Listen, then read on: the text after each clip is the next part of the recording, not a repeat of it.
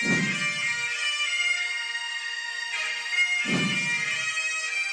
to that piece of lieutenant that's always on his podcast, bash us, him.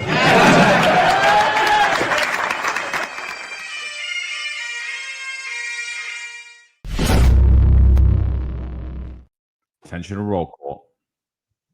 That's right. Good morning, everybody. 8:05 live Eastern time. And of course, for me, still in the 49th state of Alaska, 4:05 in the morning, bright and early. It's actually dark outside. So, good morning. We got a great guest for you, Kevin Cruz, who's now a former NYPD police officer. What's interesting about this is Kevin Cruz left with less than 5 years on the job. And I would say right now, the majority, more than 50% of the job has less than 5 years. So this is a great, interesting story. Kevin had reached out to us, and we spoke about some of the atrocities of the job. So, Kevin, let's get into it. I'm so glad to have you here. Good morning. And just tell us a little bit about yourself, where you grew up, and of course, tell us what was significant in your life that made you want to join the NYPD. What was the first thing that came to mind why you wanted to be an NYPD police officer? So good morning, guys. And so pretty much I'm from Brooklyn, New York, born and raised. And my journey pretty much began personal training when I was about 15. I kind of always been an athletic guy. So I've been into different sports, football, rugby, mixed martial arts, kickboxing. And I wanted to challenge myself a little more. I knew the confidence that I was getting from all these different sports and how my body was feeling. I wanted to kind of share that with others. So that's how I got into personal training. With the personal training, I felt like it was becoming a little stale, just the same mundane schedule. So I wanted to challenge myself a little more. And I decided to get into EMS. And being an EMS as an EMT, I worked for NYU. I was able to cover the area where I grew up in, which was Sunset Park, the 7-2 precinct. I've been an EMT for about 5 years. I covered the area, including the city as well. And honestly, I think it was one of the best jobs that I've had compared to most. I was working through COVID, covering Sunset Park, Brooklyn North, Brooklyn South. And the feeling that I got from helping others during their medical or traumatic injuries or emergencies, it was a good feeling. It was a satisfying feeling. How I got into the NYPD, I never wanted to be a cop. It was never a thought. It was never a dream of mine. I don't have any family on the job. So I was actually convinced by one of my coworkers at NYU to take the exam with him.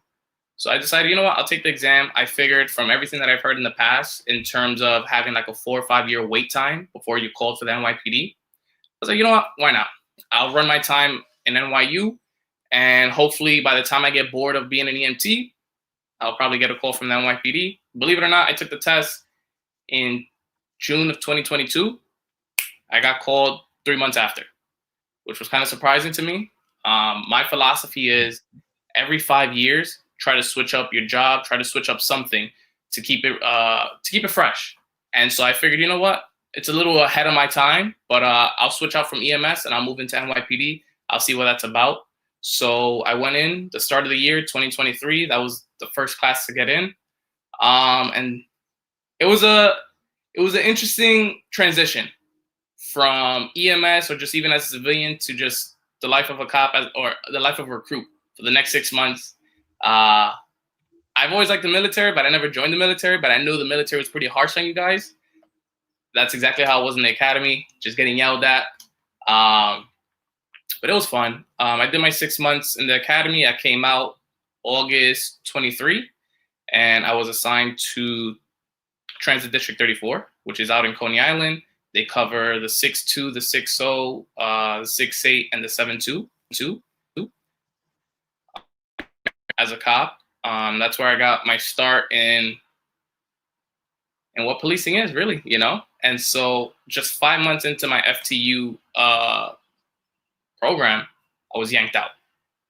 Listen, you're going way too far ahead here, guy. Okay, slow down a little. Slow down. All right. So tell us about the test and tell us about the academy. What'd you think about the police test? What'd you think about the psychological test, the physical, the written? Then you get into the academy, and what are your thoughts around the academy? The initial test to get into the police department, I overthought it, and I was more worried and concerned that it was going to be a little challenging, a lot more challenging than I expected. But in reality, I think it was a pretty easy test. If anything, it was more about memorizing. I think the one of the iconic parts of the test is memorize a photo. You got I think 5 or 10 minutes to memorize a photo, and then answer questions based on that photo. It wasn't a challenge at all. So that was that. But in terms of, you said the academy? Yeah. What were your thoughts around the academy? How was it physically? How was the work? What do you think about the preparation they gave you in the academy? I think that on the academic side, like I said before, I felt like I had the luck of the draw, where I had 3 academy instructors that were actually really good, really passionate about what they do. So it kind of made my time in the academy learning the job a lot better, a lot easier. Any questions that me or any other guy had, they were able to give us a spot on answer. And believe it or not, if they didn't have that answer, they weren't embarrassed or whatever to tell you, I don't know the answer, but I'll find you the answer, But if you didn't get the luck of the draw, I felt like you could have had some subpar academic instructors that I've heard from other recruits that they were still struggling on the same material that we were going over because their instructor wasn't able to really explain it the way we were getting explained by our instructor, if that makes sense. But academic was fine. Just in terms of the tactics or the gym section, it was a big letdown for me. I was the first class that went into the academy where we did have the run as a test, but midway through they took out the run, so there was no run. But despite the tests of the run being taken out, we were still running on a daily basis. I think to a point where it was overworked. Every single day running for more than 3+ miles. I'm an athletic guy. I'm not much of a runner, but even still, even just I know the limits, and they were just pushing it past where we were getting dropouts every day. I'm talking 50 plus in one run. It was shocking to see that actually. A lot of guys that are joining the job, they're coming from sedentary jobs. They're regular civilians with sedentary jobs that are not into fitness, that are just now being introduced to fitness in the academy, and it's just a rude awakening. And like I told you, John, yesterday, I truly believe that you do have your part to play. If you want to join the NYPD and you're getting into the academy, you should take the time out of your schedule to actually prepare yourself for the academy. I know you don't know exactly what's going to be going on in the academy, but the basics of getting your runs in, prepping your body for long distance runs, get that out the way. Try to get yourself into the habit of doing push-ups, squats, any body weight exercises to kind of prep your muscles and mind so that when you do go into the academy, it doesn't blindside you, And I felt like the academy didn't take any consideration into that. It was just too bad. You got shin splints, too bad. Keep going. Your ankles are swollen, too bad. Keep going. And it's to a certain degree, I get it. It's tough love, and you know what? You got to suck it up. But I'm talking about I've seen some guys just going out not LOD, they're going out sick just because of the pain, in the academy. And I know you spoke about it plenty of times on the podcast, Eric, but the tactics section was a real letdown. I felt like the academy did a lot of CYAs, just cover your ass, in the sense of it wasn't I felt like they didn't really teach tactics with that passion or that sense of urgency. This is very important and you need to know it. It was more so listen, just make sure that you're able to check the box off. In the beginning of the academy, we get this booklet that has a list of every single activity that we do for the academy, specifically in gym. And week by week, we're supposed to check a box off, making sure that we completed it. And that's what it felt like. We were just shown this tactic just to check the box off. They didn't show up. I don't know how to phrase it right now, but I just felt like the care wasn't there. No, it's all right. It's all right. So we're at the point here. Look, you're in the academy. I have to admit, it's a breath of fresh air to hear that there's actually you're being pressure tested for physical fitness. I think it's a major, important facet to policing. So I think it's interesting, right? You talk about your life or an EMT, and you believe in having fresh look at things every couple of years, which I think is great. Make you a jack of all trades. And so you never wanted to be a cop. You said it wasn't on your radar, right? So No. With that being said, right, I think some people have like an expectation of what it would be like to be in the police force, any police force, especially NYPD, romanticize or fantasize what it may be like. So what were, besides the academy, just before we start to get to the minutia, what was your overall expectations of what it would be like to wear the uniform or to feel what it's like to be a cop in comparison to what you actually saw or experienced? Was it some of the same or was it something different? No, it was very different. When I was growing up, so I'm 28 years old, so I was growing up at a time where 2004, 2005, where I was actually able to understand the things that I'm seeing in life. And so when I saw cops in uniform, like, number one, it looked very respectable. I seen, at least in my community too, growing up in the 7-2, like, people respected the cops to a certain degree. I know cops don't really get respect throughout, across the whole board, but generally speaking, within the community that you're working in, they got the respect, so I like that. I've always had respect for the cops. I thought going into the academy, my expectations were that it was going to be something similar to the military. I've always been a Marines guy. I've always wanted to go into the Marines. I never had the guts to do it because I never had the guts to leave my hometown of Brooklyn. I never wanted to do that. So with that being said, I've always been into military workouts. So I went in thinking it's going to be just like that. It's going to be intense.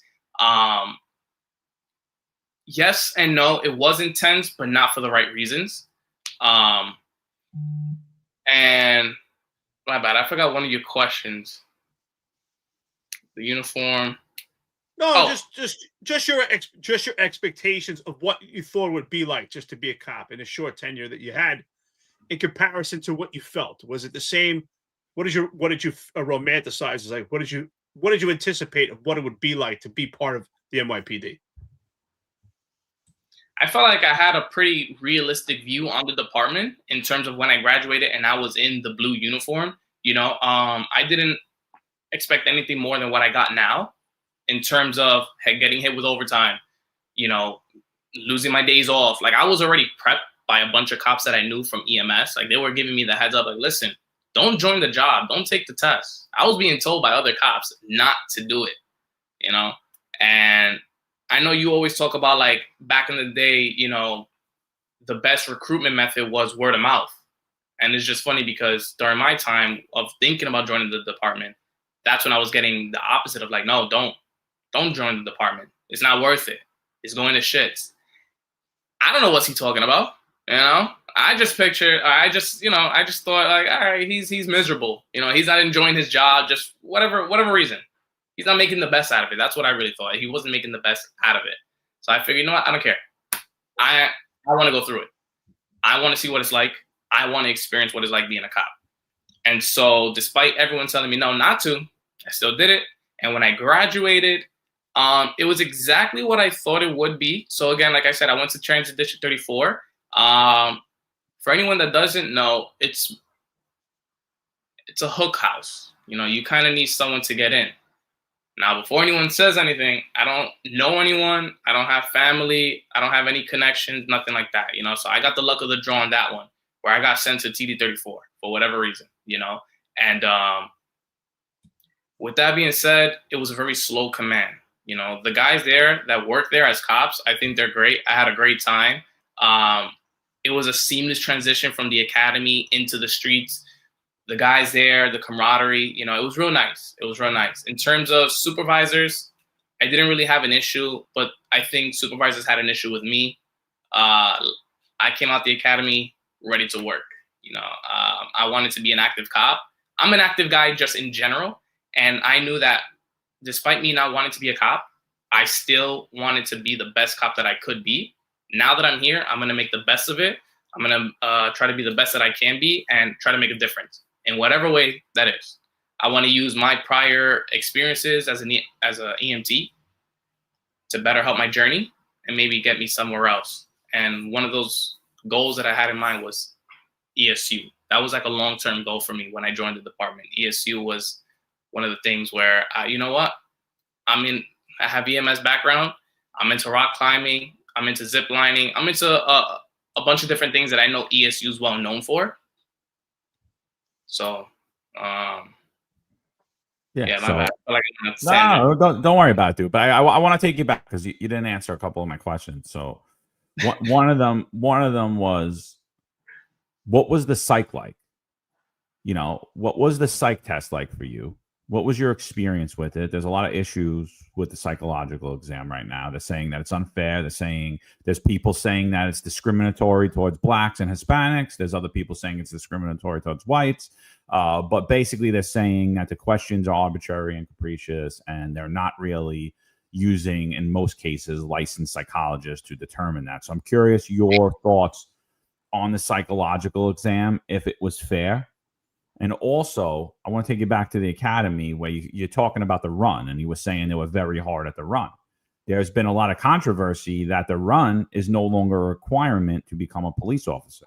So I kind of want to clarify what you mean when you're saying a run. Is run still part of that, or could you run dropout every day and still pass the academy? So, I kind of wanted those two clarifying questions. And obviously, if you were in, you took the test, and in 3 months, I'm going to sit there and say right now, there is no way they did a proper background check on you at all. And I'm going to assume that none of your neighbors were contacted in that 3 months to see if there's anything that the department doesn't know about. So, if you could just go backwards on those three, the psychological, the run, and were any of your neighbors contacted in a 3 month period? Do you feel like that it was enough time to do a proper background check? So believe it or not, actually, two of my neighbors were contacted. They were visited by an unknown detective. In terms of the prior to you getting on? Well, this was after I was already in the process with the investigator. So I got called by my investigator. So prior to you getting hired for the job, they sent someone to your neighbors? Yes. Okay.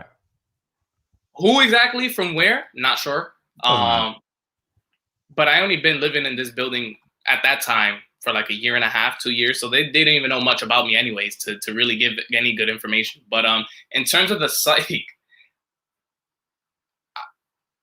again, it's kind of like a joke. It was at least from what I remember, it was a 400 questionnaire, pretty much 400 questions where it's just, in this event, what would you do? If John steps on your shoe, what's your next step?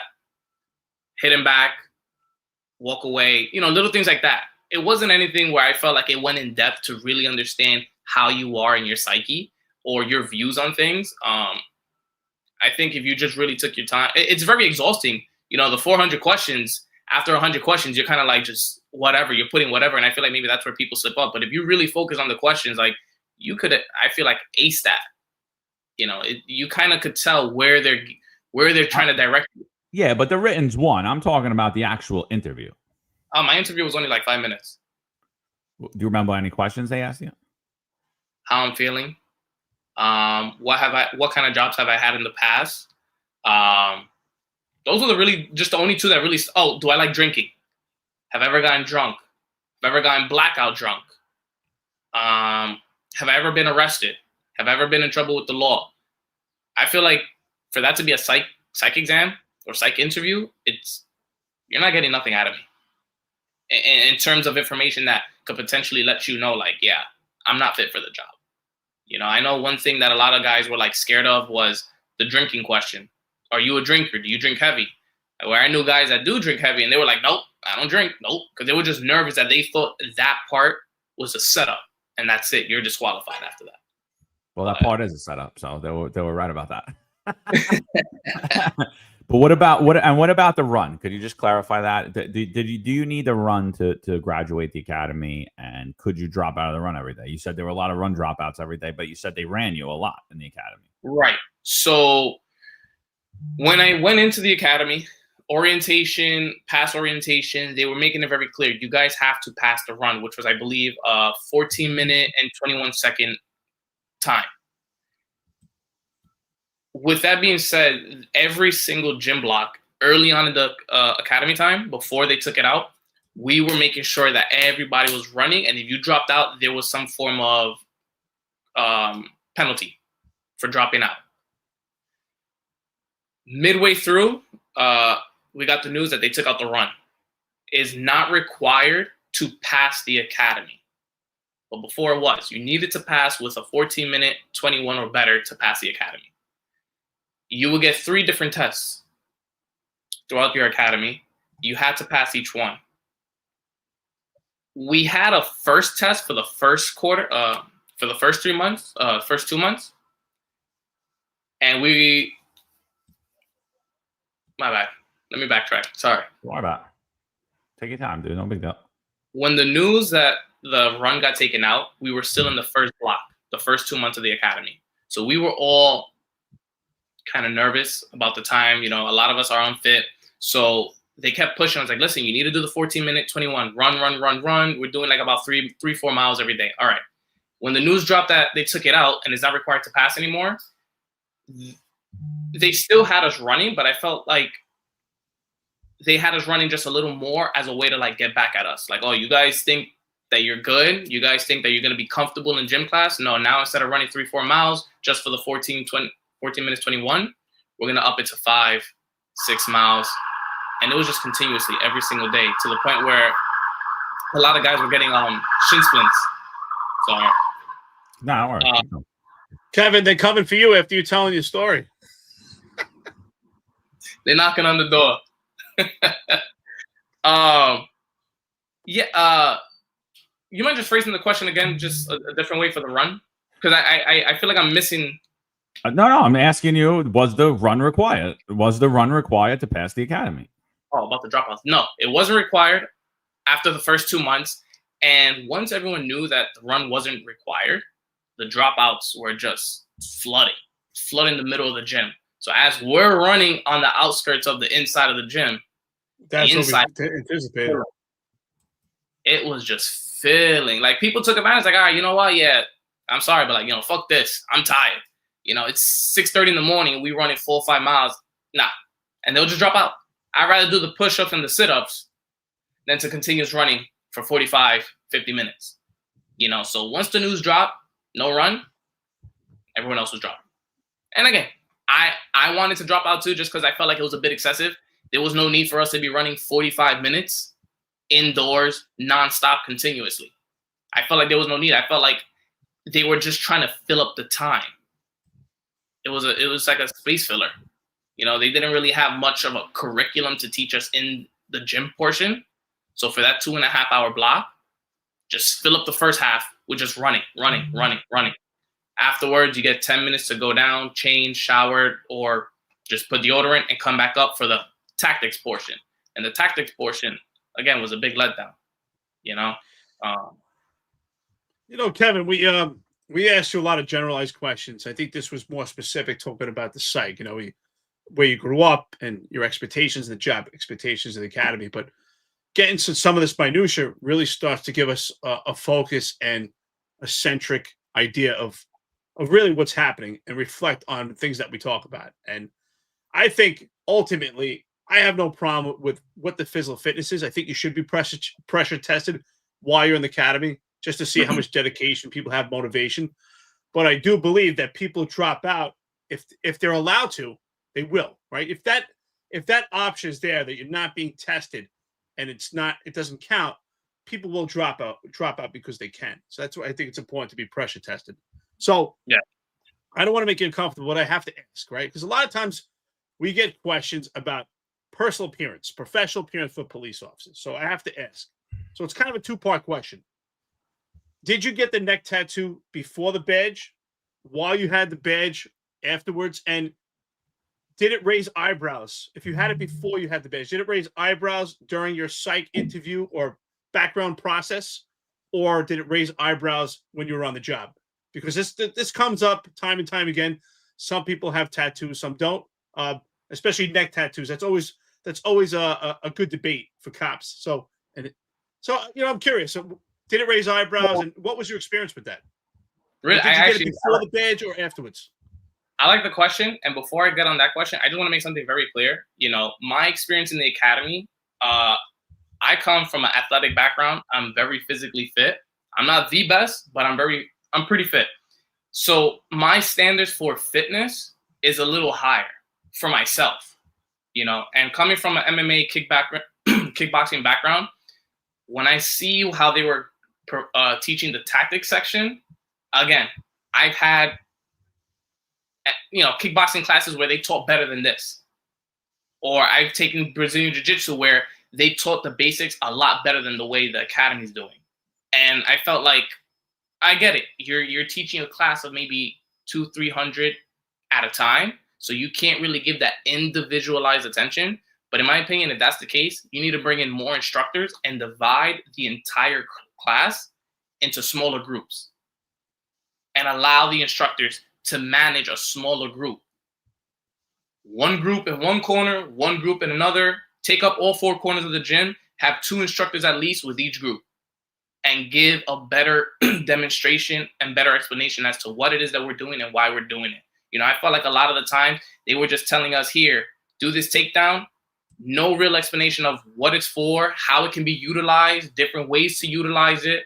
I was fortunate enough that I had that background. So the tactics, anything that they taught in tactics was like second nature to me. So I got by because of my past experience. But if I didn't have that past experience of either just being athletic or having that MMA background, I would be like a lot of the guys that were just brand new to this, struggling, where they couldn't even effectively hold someone the right way, let alone take them down or perform this hold on the ground. So it was kind of concerning to me. Like, that's the guys that I'm graduating with that don't even know how to just hold someone, just the basics, but yeah, that's that. So that I just wanted to make that clear. I'm not saying that the academy itself, listen, the gym block was good for others. I've seen a lot of guys take that as motivation. Like, you know what?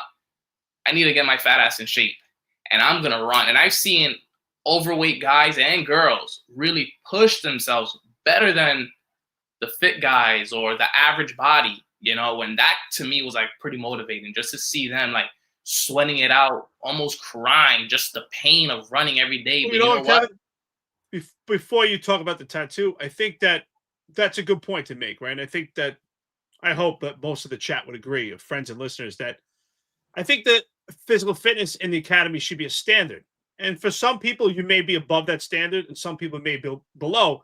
And it should be a standard, right? And it doesn't necessarily have to be the best physical fitness you'll ever have in your life, but it should be a standard that is good enough so that you could be a good performer police officer. At least that's my thoughts. So I appreciate that. But I'm curious if you could give us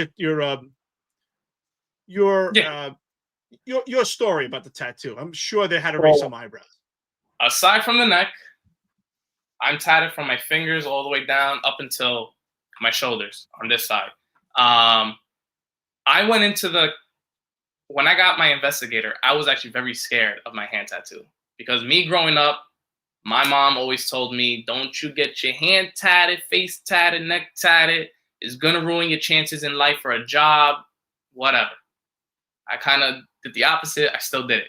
I got this many years ago, but when I joined the job, I thought it was going to give me an issue. And believe it or not, it was no issue at all during the initial process with the investigator. The only thing they asked was write a list of all your tattoos and the meanings behind it and the location. Now, my tattoos are pretty dark. It's just skulls.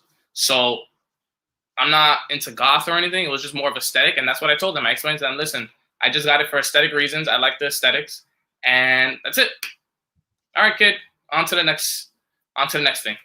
You're getting pushed forward into through the process. And that was it. And in terms of going through the investigation process. Now, being in the academy, well, that was a different story. In the academy, you're supposed to have all your tattoos covered. So if you have any neck tats, if you have any face tat behind the ear, on your hand, find a way to cover it. So guys that had tats around their ears or even just on the side of their face, a little foundation, you're good to go. Me, on the other hand, I had to find a glove. I had to wear a glove on my right hand throughout the academy. That was really it for the academy. But did I wear the glove throughout the entirety of the academy? No. And I feel like, although that is a rule, I truly believe that it's how you carry yourself and how you present yourself to others that makes a difference. Because when I didn't cover my hand, I still carried myself in a certain way, I'm not a cocky guy, but I'm a confident guy, and I walk with my shoulders up. I know what I'm doing. I know where I'm going. No one ever gave me an issue, whether it was a lieutenant walking in the halls, a sergeant, a chief. I felt like my confidence kind of covered my hand for me. But then I looked at other dudes that kind of didn't have that confidence, or just, I don't know, that's on them, and they will get in trouble. It was nothing with favoritism, because I was a nobody in the academy. I was a nobody. So it wasn't that somebody knew me and they were giving me special treatment. It was just, again, my opinion, confidence. Now, it was after the academy where I decided to get my neck tattoo. This is maybe about like a year and a half old now. I haven't gotten that one negative response, believe it or not. I've ran into chiefs. I ran into lieutenants, captains, DIs, even the mayor. And no matter what the rank was, I never got any negative feedback, pushback on my neck tat. Again, it's just how you carry yourself. If you saw me in uniform, you saw me working out in the streets, whether it was a detail or just whatever my assignment was for my unit, I carried myself in a hell of a professional way, where the tattoo wouldn't even be there. You wouldn't even notice it, But I can't say the same for others. I can't say the same for others when it comes to details where, guys, cover your arm. Where's your sleeve? Where's your sleeve? It's a detail. Come on. Where's your sleeve?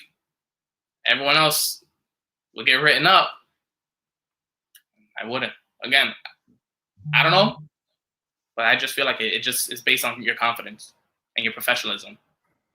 Yeah, I never got the tattoo thing. I had tattoos going into the academy. Mostly everybody on the job has tattoos, a lot of people. And then, but if you get it here, it's not good. It's like, oh, okay. So if I get a tattoo there, it's good. But if I get it somewhere else, not good. Got it. Or if I just get the same one that you got, I'm fine. But if I have a different one, and I know I still like I don't understand the tattoo thing. I just don't. Like I said, I got tattoos. I don't love them anymore. I mean, when I was young, I got them. Like 45, thinking back, I'm like, probably wouldn't have got them. I got them young, and yeah. But it's like it's just one of those things. Like, you could never change who you are. Like, the police department consistently sitting there telling you people could rehab or anything, but if I get a tattoo, I'm a terrible person. Like that, that doesn't make sense. We'll accept you anything you are. We care your opinion, anything you think about. We respect what you believe in. I'll accept if you do that. So I still don't understand it. I really don't. And I wasn't required to cover my tattoos. It wasn't in my contract. But I had an XO come to the command 3 days before he retired. And he wanted me to cover my tattoo. And I was like, it's people that were hired after 07. I was hired way before that. I'm not covering my tattoo. And the delegate's like, just do it. And I'm like, no. He's like, he's going to make your life a living hell. I said, okay, let him make my life a living hell. I said, I don't care. I said, then I'm going to file a grievance. I said, this is, I'm like, I'm being discriminated against. There's 10 other guys in here with tattoos. Why is he coming at me? Yeah. Why is he coming at me? He's coming at me because he doesn't like me. Why doesn't he go tell the other guys? And they're like, no, you got to do it. I was like, no, I don't. Here's the rule in the patrol guide, and I'm not effing doing it. And I'm like, here we go. And I'm like, this guy's going to ride me. He retires 3 days later. Like, this was his, like, he had to bother me for something that he wasn't even right about. And he was retiring in 3 days anyway, And so, like, I don't care. Anybody that has a problem with my tattoos, screw you. Oh, your tattoos. Honestly, I don't get it. I don't get it. I see a lot of, like, I look back at pictures. There's a lot of stuff that's unprofessional. There's a lot of different facial hair throughout the times that I think looks terrible. You know what I mean? And it is what it is. I don't like facial hair in uniform. I didn't like the handlebars either. I think that looks unprofessional too. You look like a cowboy, you know. What about November, John? For what was it? The mustache month? Yeah, I mean, it looks ridiculous. It looks ridiculous. You know, what's the difference? Oh, but if you're gonna go see, it's like, I think in uniform there should be standards. It is what it is. But you can't say, oh, you know, you can't get a tattoo here, but you can get a tattoo there. It's like, wait, what? You know, the one smart ass comment that I would get from like a sergeant that didn't like me was, were you on from before 2009? Are you a cop from before 2009? It's like, no. You should have read the patrol guy better because it was 07. Should have asked him about their social media policy. Kevin, you should have said, are you guys following that social media policy? I just want to say before you finish up, I think you gave a great explanation, honestly, because I think you can have tattoos where they look trashy, and you can also have tattoos where you have a still professional appearance. I mean, I have tattoos, and I think that's a good point. I think you made a good point how something could have a good appearance or not. It's the way you carry yourself. I think that's a great point, honestly. So just to add on to that statement, you know, so it's a demon, you know, but it's a Japanese mask. It's a Japanese culture. It's called an Oni mask. And the same way we have St. Michael's for the Catholics or any other kind of protector in other religion, this in the Japanese culture is actually a protector, is a saving, a demon that protects you from bad spirits or whatever it is. Any harm done to you, they'll protect you. Not many people know that. And I don't expect people to know that and be like, oh, look, he has a protector on his neck. No, not at all. But believe it or not, this was actually like an icebreaker for me where, I don't know, it was something, if I made a stop, if I stopped anybody for whatever the reason was, I don't know why, but I always had the effect of like calming them, where instead of them remembering or realizing like I stopped them for this reason, they kind of get distracted and we get into the conversation about my neck tattoos and just go on from there. Where like it makes my stops a lot easier. I don't know. That's just my experience with my neck tat. But, so what you're saying is discipline in the department is arbitrary because most guys would get written up for it and they didn't do it to you for whatever reason, right? And that's exactly what we say about everything in the department. It's discipline. It's because here's my thing with it. If you're supposed to cover it up, I don't think it should preclude you from getting hired. But if you're supposed to cover it up, then there should be a standard that everybody covers it up. You know, and like that's the thing. And then you gave the example like, oh, I was supposed to wear a glove in the academy, but some days I didn't wear it and nobody said anything. And like that's an issue. It's arbitrary. That's what the problem that we're seeing in the police department is. And just my last question on the academy, dude. You know, I can't sit there and pretend that I think that when I look at the newer cops that are coming out, they don't look like they went through academy to me.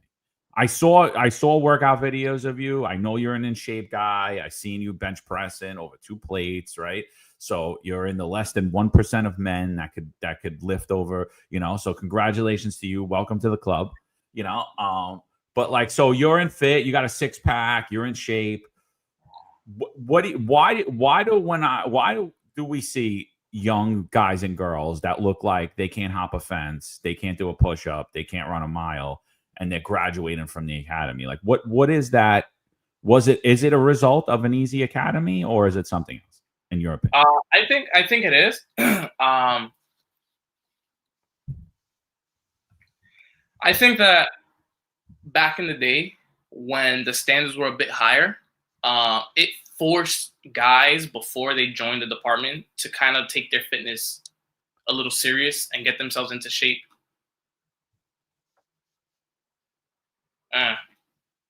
Rephrase the question one more time. My bad. Why do we see so many young guys and girls in the New York City Police Department that look like they didn't go through an academy? They look like they can't run a mile. They look like they can't hop a fence, and they can't even do a push-up. They're taking the job for the wrong reason. They're just taking the job for the pay and benefits. That's really it. You know, if you're gonna go for a job just for the pay and benefits, who cares how fit you are? But especially when you know that. But I'm saying, like, are the standards high in the academy? Like, how are these people making? How are you making it out of the academy? And that's what I'm asking. Like, are the physical standards high? I know you said you enjoyed it. I enjoyed it too. But no, I didn't see people. I saw people get thrown out of the academy. So when I was graduating and I seen the next couple classes coming in, that was really an eye-opening moment for me, because there was a lot of men and women in those academy classes that just joined where they were obese, like, to begin with. And they graduated actually a couple months after I graduated, and I don't know how. So I know that the standard is a lot lower. Are they taking the standard serious, the academy? I don't think so. I actually don't have an answer to that. I would like to know myself, how is it that these set of people are passing the academy? Yeah, I would rather you be held back until you're physically fit. You could pass the academic portion, but until you're physically fit, I think you should be held back in the academy. You're getting paid to work out, so keep getting paid to work out till you get into shape, and then you can hit the street. Because you know what, Kevin? I honestly, I was hoping you could kind of clarify some stuff with us, because I'm getting some mixed messaging here. I just want to kind of drill down on it, because you said there was an extreme amount of running, that the cops were being pressure tested, but you said at some point that they actually weren't being tested. They were kind of allowed to drop out. So did you think that was part of it, why they weren't being in shape, because they were allowed to drop out? Like, did you notice that the recruits didn't have to engage? Were the instructors overlooking it? I'm not trying to lead you down a path here and you're answering, but maybe just to bring your memory back to the academy, did they allow the recruits to stand off to the side, to not engage? It's kind of what you said before. So we're just trying to figure out, because John, I think what John's question is great, because we see pictures quite often of recently graduated recruits, and we look at it like, damn, did they actually go through an academy? And initially you said the running was pretty good. It was on par. So in terms of the instructors, okay, I don't blame. What are your thoughts? Yeah, I don't blame the instructors. I mean, there's only but so much that they can do. You know, their hands were tied once the recruits found out that there is no penalty in terms of getting fired or let go from the department because you can't pass a run. It kind of made things a lot easier for the recruit. Now they know that the worst thing that they have to worry about is getting yelled at in the middle of the circle doing push-ups. You know, so I think once the feeling or the paranoia of like, oh my God, I might get fired or let go from the department because I can't pass a run or I'm not fit, once that was taken away, fuck it. I don't care. The worst thing that's going to happen to me right now is getting yelled at. I'd rather take that than the potential idea of getting fired, which is no longer a thing. You know, I will say, as much as I'm speaking negative of the gym block, I definitely had some great ass instructors. I'm talking about, I mean, he already retired, but one guy, his name is Officer Capers. That guy, man, he made gym block a hell of an experience. And if you were out of shape, you best believe he's going to remind you and tell you. And we had him, we had Officer Rayos. You know, we had a couple instructors that really pushed and motivated a lot of these guys, men and women, to really get this shit together. And you know what? You need to take this serious. I don't care if the run is not a test anymore and you don't, you know, the idea of getting fired is not a thing anymore. But when you're with me, you need to work. And they tried.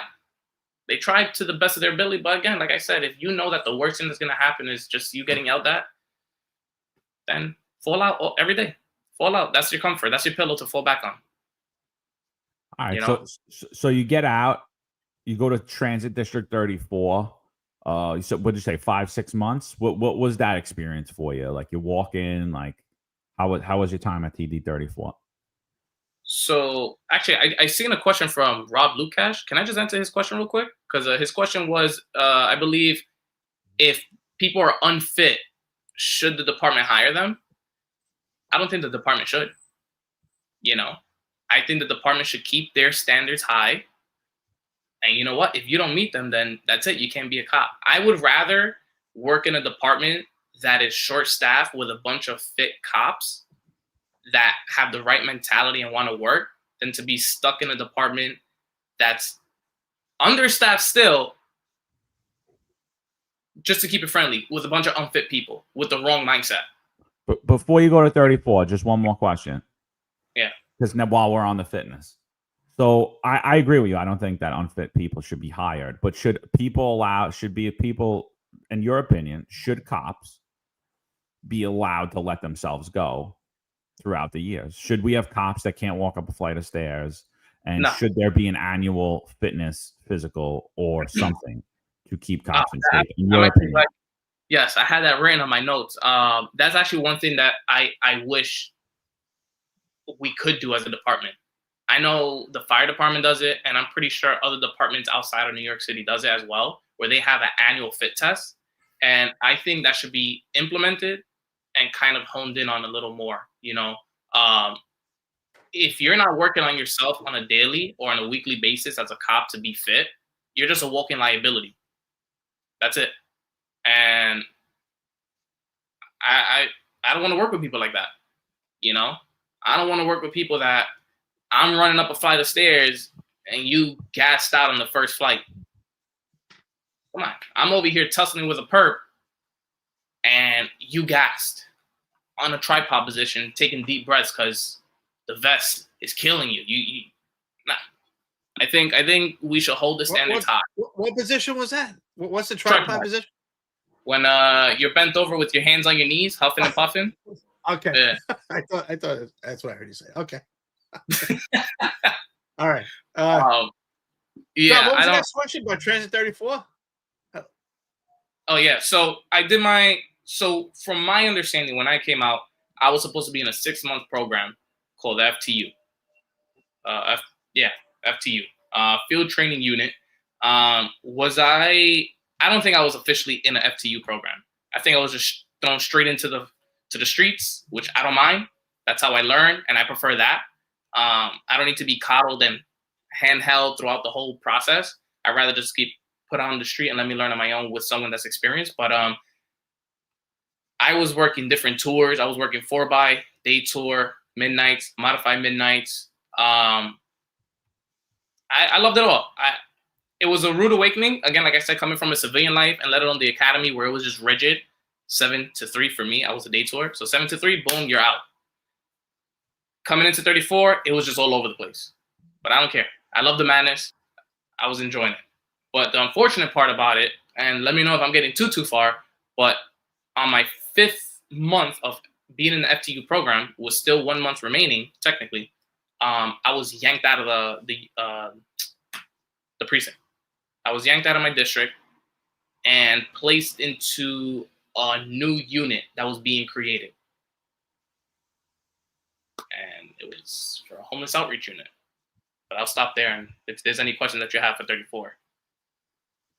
No, well, I mean, we'll get into it. I'm just curious at this point. So since you left the NYPD with less than 5 years on, and you seem like the kind of guy to me that could fit anywhere, right? You're fit. You have tattoos in some places that would work. Well, basically, my question is this: Were you ever tapped to be an undercover? Because I think that you would be a perfect fit at this point. You didn't dive too much into the police lingo. I mean, you have the look. Were you ever tapped to be an undercover? No, but I reached out. I went to 1PP and I filled out applications. I figured I'm young in my career, early on, where I don't have a name. I didn't make a name for myself in the department just yet. So I felt like, you know what? Let me sign up now for UC and see where that takes me. But no word back. But I did look into that option only because, again, I felt like I could possibly fit into that. A lot of people would not look at me and think, oh, he's a cop, especially straight off of this tattoo. Like, nah, he's not a cop. So I did explore that option, but nothing came out of that. So 34, what'd you like about it? What didn't you like about it? And what was your experience with dealing with crime in the subways, particularly in Transit 34? I think for me to answer that question, I need to say one thing, and I touched on it in the beginning in the introduction, but I grew up in Sunset Park, and Sunset Park is covered by the 7-2 precinct. Not only was I just born and raised there, but I also worked there in NYU Langone, which was also Lutheran Hospital.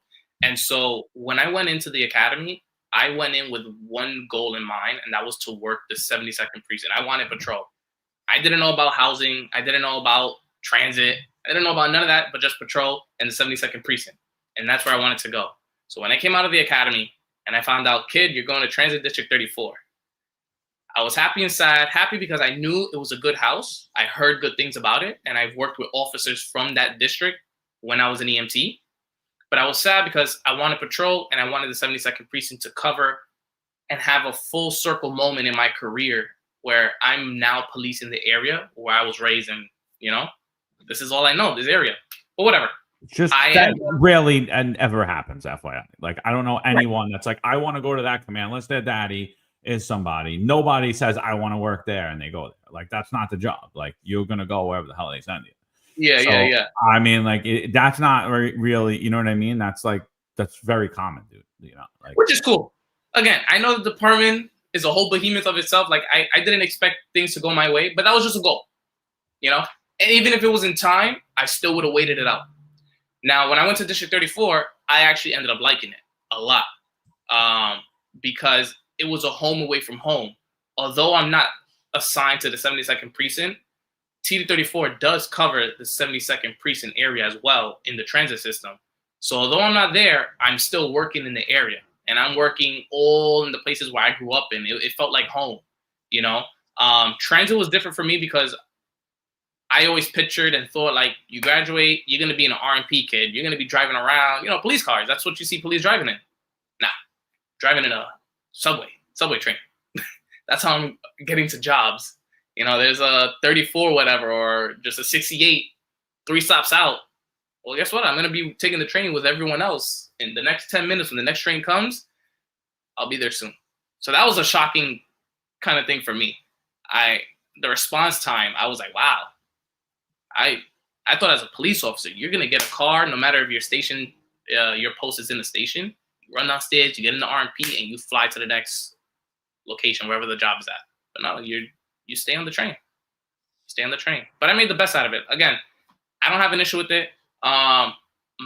Like I said, I'm an active guy. So one thing I've always liked when I was growing up, not that I think we needed it in the neighborhood, but I really liked when I saw cops on the train. But the only thing that I didn't like that I grew up on was I would see the cops in one cart. What about all the other carts? I think cops should be walking back and forth. And so that was one of the things that as a cop, I wanted to make sure that I did. I get on the train, I want to make sure I'm walking through every single cart showing my face. The one thing that I took away from the academy that I thought was really powerful and just underutilized to a certain extent is police presence. You show your face and that uniform and that badge and that patch, you're going to deter a lot of shit from going on wherever you're at. And I felt like I wanted to do that inside the carts. Again, I never want to transit, but I'm going to make this shit work for me, and I want to make it the best thing possible, and I want people to see me and feel safe. And that's what I did, and I enjoyed it. I love that feeling of just having people say, like, thank you, or like, oh, I'm glad you're here. Like, it was nice. It was nice. Hey, this is great. Oh, by the way, Patrick Donahue, I see you, brother.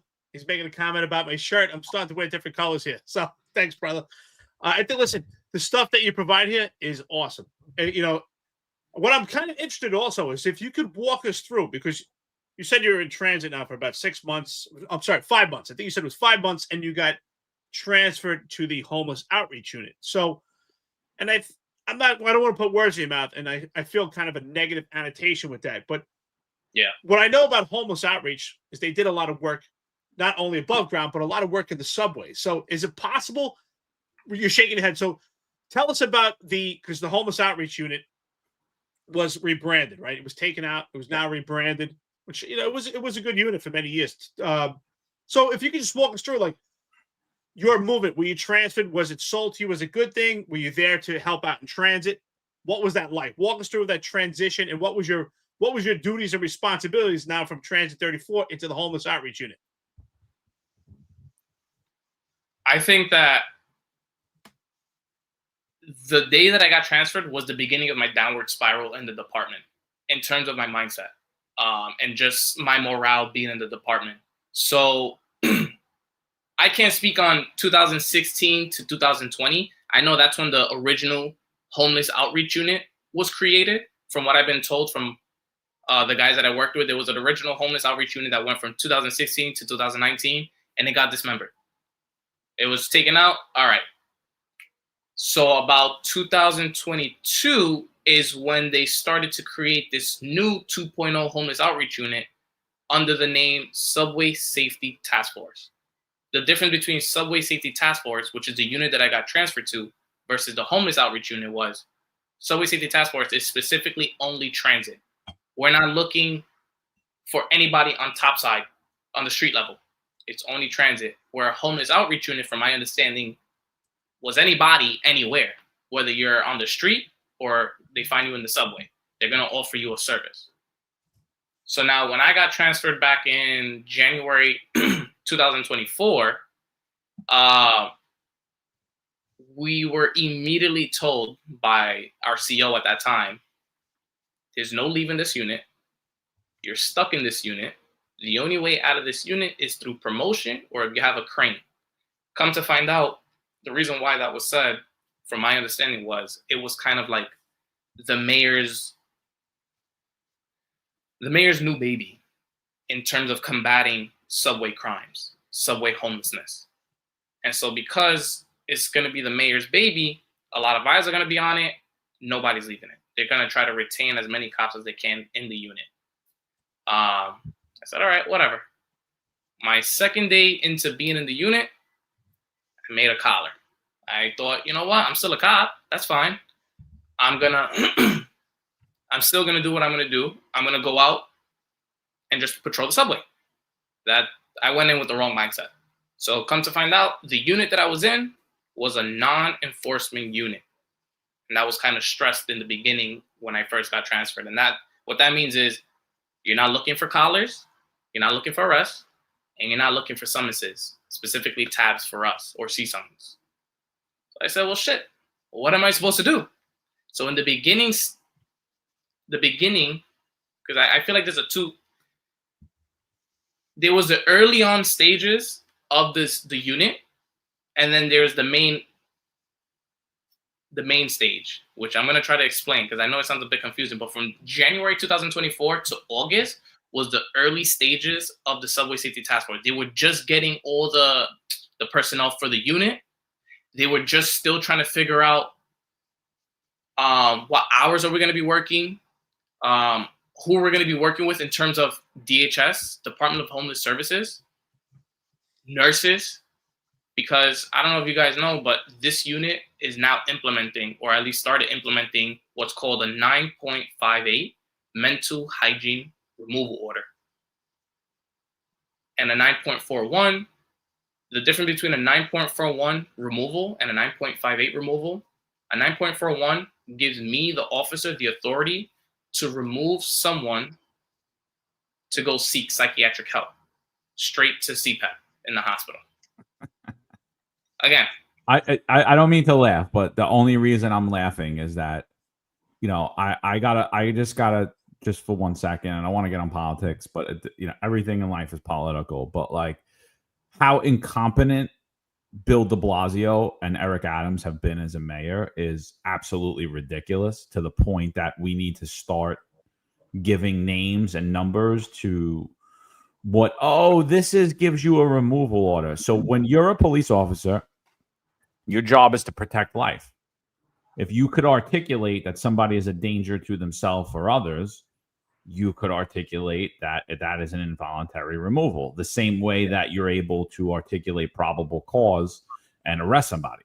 You know, you're not going to a judge to get a warrant. So I mean, that's the only reason I'm laughing. I'm not laughing at you, but I think not only the public, but a job in the last few years, particularly the newer guys that came on and were hired, they were brainwashed into believing that you cannot remove someone whose life is in danger.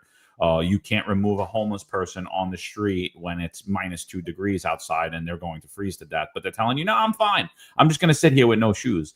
So that's the only reason I'm laughing at you. I just like when myself and Eric and most of us on this chat were police officers.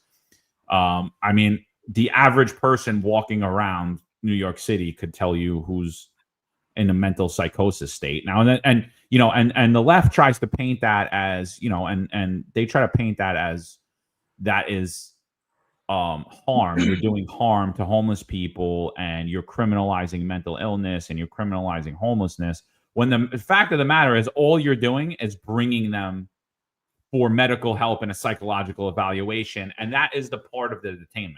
They're being detained for a few hours while they're given medical detention. That's the only reason I'm laughing, is because I'm like, I can't believe how far we've devolved in the last decade, thanks to these two idiots. Like, and I'm sorry, like it's so bad that it really boggles my mind. It boggles my mind. Everything that you're talking about, it boggles me when we get to all the homeless and the mentally ill people, because I really believe we're spending billions of dollars, and we could basically take that money and give it to them to light on fire to keep them warm in the winter, and it would be more effective. Because I don't understand what we're doing across this country when it comes to homeless and mentally ill. So I'm sorry about that rant, but so they're telling you, they're giving you this authority that you already have, but they're telling you they're giving you this authority to remove people involuntarily. Yes, but they wanted to remind us that there is a 9.41 removal order, which is for us, but they don't want us utilizing that. This unit wants to specifically utilize the 9. Sorry, we're not laughing at you. We're laughing with you because this is just ridiculous. Keep going. So although we have that option, they don't want us utilizing that because now the unit walks around with nurses, licensed clinicians, nurses that work for DHS, Department of Homeless Services. So now what the unit did was collaborate with DHS. We get into small teams. Each team is assigned one DHS nurse, 2 DHS personnel. The DHS personnel are there to seek and find shelter for the homeless individual that's open to receiving it. Their job is only to provide the shelter services, DHS personnel. DHS nurse is there to see if there's a psychiatric emergency that we, the cops, can't see, or we can't see, but they want the power given to the nurses. And they want the nurses to make the call that this is a 958. Take this guy to the hospital. And they want and by the way, that makes sense. That makes sense to me, that they put the teams together to take the onus away from the New York City Police Department to say, hey, who the hell is Kevin? I mean, obviously you were EMS, you're a little different, but most cops, who the hell is John? Who the hell is John to determine someone's mental acuity? So I understand it. I understand, like, that makes sense to me. Yeah. But what you're telling me is, and if you could elaborate on how big your unit is, like as a whole, and what these small teams were, what's the amount of people you go out with. But what I'm hearing from you is you're saying you didn't actually do any removals. You just offered services. And what happens if someone says, no, I don't want your service? Right. So to touch on how big was the unit? Yeah. The unit maybe was 30 cops. Well, 30 people in general, but cops, maybe like 20. We have like 4 sergeants, 2 lieutenants, our CO. So we have about 30 personnel, but really boots on the ground doing the work, it's only about 20 cops. Now you split the 20 cops into day tour, midnights, you get 10 and 10. Now you split the 10 and 10 into squad A and squad B, squad 1, squad 2. We were really rolling out. My squad was rolling out with maybe like 3-4 cops on a good day. And these 4 cops now have to be split in teams of 2 and cover what we call zones. So we're going to cover, we covered all of Manhattan pretty much. And Manhattan was broken up into 3 zones.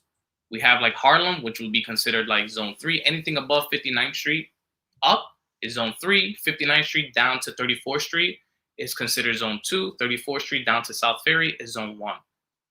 And we will go patrol the stations and look for any homeless. And we'll, the unit got reports of the highest 311 calls for certain stations And those were the stations that we would try to target to see the homeless condition and see if anyone there wants a service.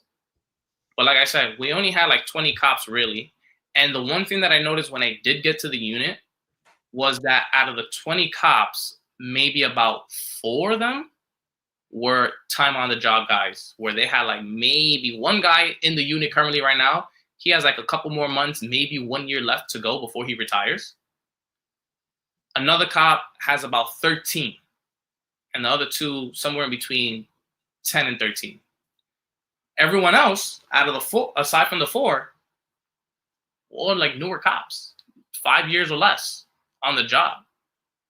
And so, like you mentioned earlier, I have that EMS background.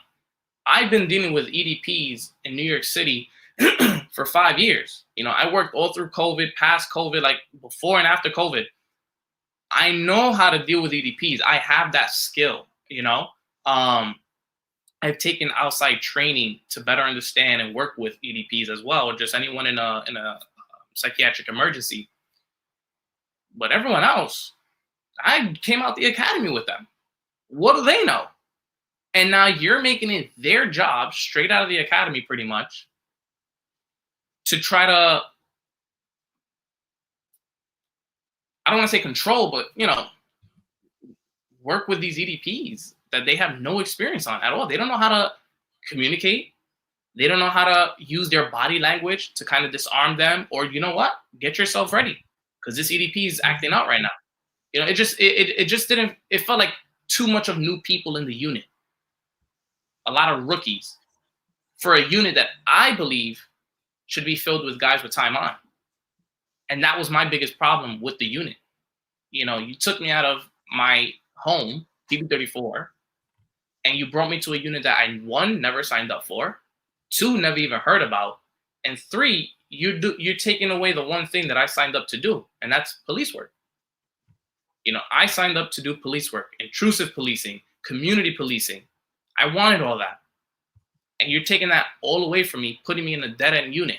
This is a unit that nobody cares if you got 100 homeless placed or if you got 30 contacts for the night. That doesn't build my resume as a cop. If I was ever lucky and fortunate enough to somehow get out of the unit, let's say this year, and go to a unit that I want to go to, like, I wanted to get into NST, CRT, or even TRT, anything active. What do I have to offer in an interview to put myself ahead of anyone else that wants that position? What, I was dealing with homeless? I got them placement? I fought 5 EDPs? 5 homeless? Junkies? No. That was my biggest problem. And that's why I said it was the beginning of my spiral downfall in the unit, in the department. Because that unit was doing nothing for me. And not only that, but we only had 2 tours. We had 17:30 to 04:05 start time, which is 3rd platoon. And then the 1st platoon, which was 3:55, I believe.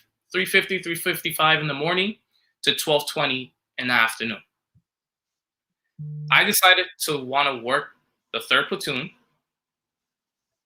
instead of the day tour. I feel like the day tour was a bit much. I would have to get up like at 1 in the morning just to make it by 3:30. Nah, too much. But I felt like the 3rd platoon was okay. That modified midnight, I was okay working it. But with that came the overtimes. Came, if I make a collar during my tour, guess what? The courts are closed halfway through my shift. So ADA is not answering no calls. I got to spend an extra 12 hours extra to process a collar, especially the transit. Working in Manhattan, there's District 1, District 2, and District 4 that we were pretty close by that we covered. Come on, man. Those computers are outdated. I mean, I feel like all the computers in any department, any precinct is like horrible. But what collars are you talking about? You're basically a security guard, right? Right. So Exactly. What are you doing? Like, how many times? You said a lot of stuff there. Like, so, like, how many times have someone been involuntarily removed that you've watched?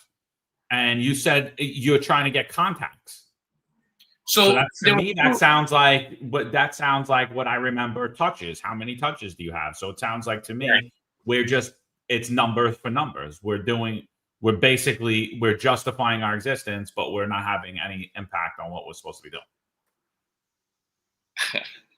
And this is when I feel like I'm going to get a lot of heat from my unit. But so there's two goals. One, the goal of getting contacts. How many contacts can you get in a night? The second goal is how many involuntary removals can you get in the night? On average, covering many different stations in Manhattan, we would get an easy minimum 20, 25 contacts for the night. And what do you have to do when you do that? Is there a form? Like, what is it? If the dude's sleeping, yo, wake up. You need service? Nah, leave me alone. Fuck you. Bye. That's it. Contact. Right. What do you do for that? Is there a report? Like, what? How do you? Right. So the way we ADA card. ADA card. ADA card. Sir, you need any services? We work with DHS nurse and DHS personnel. If you need any services or medical attention, would you like any of that? We're here to help. Fuck you. All right. ADA card done. That's one contact. And you're only in the subway, right? Only in the subway. So guys loitering right in front of you. You're saying do you want any services? You're not enforcing any transit rule. You're not enforcing any transit law. You're not even addressing that whatsoever. You're just asking if he wants services. He says no. You move on. So remember that I told you there was like two stages of the unit. Early 2024, January to August was the early stage. During that stage, nobody was doing anything. There was no enforcement. Listen, you were loitering or whatever, just get out. Ejection. That's it. August to now, present, when the mayor made it an official program under the name PATH, that's when the unit started taking things a little more seriously. Now we have more eyes on the unit. Now we got to show face and really put ourselves on the map, show that we are doing stuff. So on top of getting contacts, getting involuntary removals, get a couple ejections, yeah. So Kevin, are you saying at this point, right, before I get into the question I want to ask you, but are you saying at this point that the contacts were not enough and it started to expand, they started to expect numbers out of you, right? Because you said you started to get ejections. So we're talking about tab summonses, right? For the NYPD cops, retired active, they know what that is, but just ejections. Ejections. I wouldn't go as far as to say summons. And that's why I stood out in the unit, because although they weren't looking for those things, I kept bringing those things. So I don't care what the unit wants. I'm sorry. I understand the unit's all about homeless, but I'm still a cop. I want to do cop shit. So while my team is out getting contacts, and I'm doing contacts with them, if I see a violation, guess what? I'm coming to you. I'm going to put the homeless aside. They don't want the service. I'm coming to you, and I'm going to address the condition with you. And I'll get a summons out of that, or I'll get a collar. But well, I tell you what, you really piqued my interest at this point, right? Because at first you really didn't lay out the mission, but now I understand the mission of the unit, right? So this unit at this point was for you to get these homeless off the street and being a part of this team. And I'm going to assume you mentioned these mental health codes I'm going to assume maybe protection from the Civilian Complaint Review Board. So was there conversations? And the reason why I ask is because I saw it as I was talking about overzealous Civilian Complaint Review Board. I also saw it with other lieutenants, and especially with ESU, getting civilian complaints for involuntary removals of emotionally disturbed persons. Now, obviously, that goes hand in hand with homeless, which mostly are homeless or emotionally disturbed, suffering from mental illness or substance abuse or both. So was that conversation there? Did civilian complaints land on your lap for involuntary removals, or was the emphasis, you said it was the nurse's decision? So was these conversations about the Civilian Complaint Review Board and removals, was that conversation had, and was that some of your concerns doing this type of work?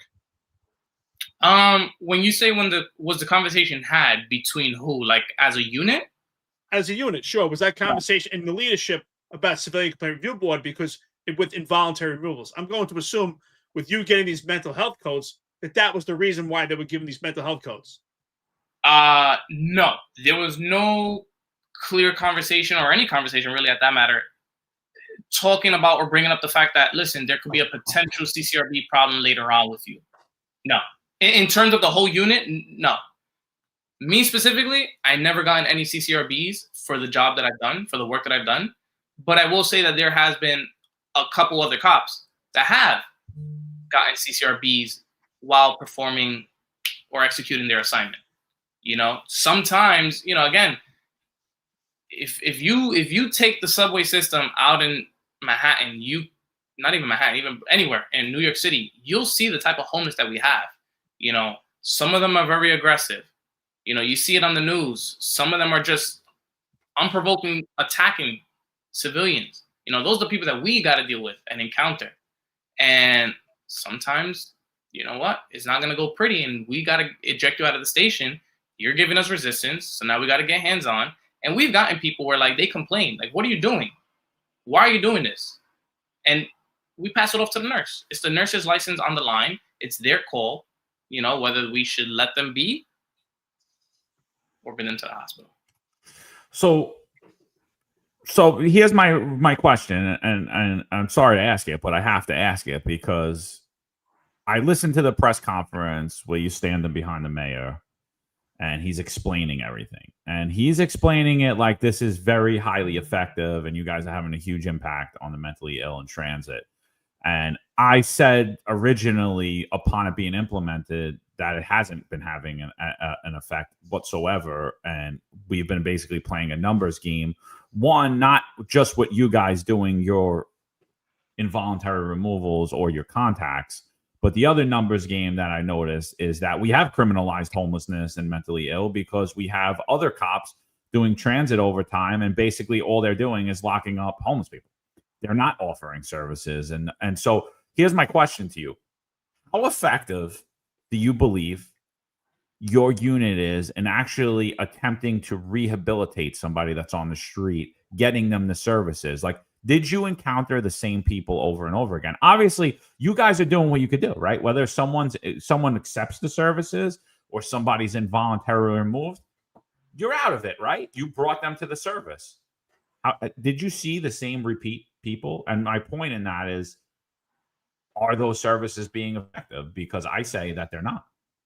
So I think there's three things that I could say to answer all of that.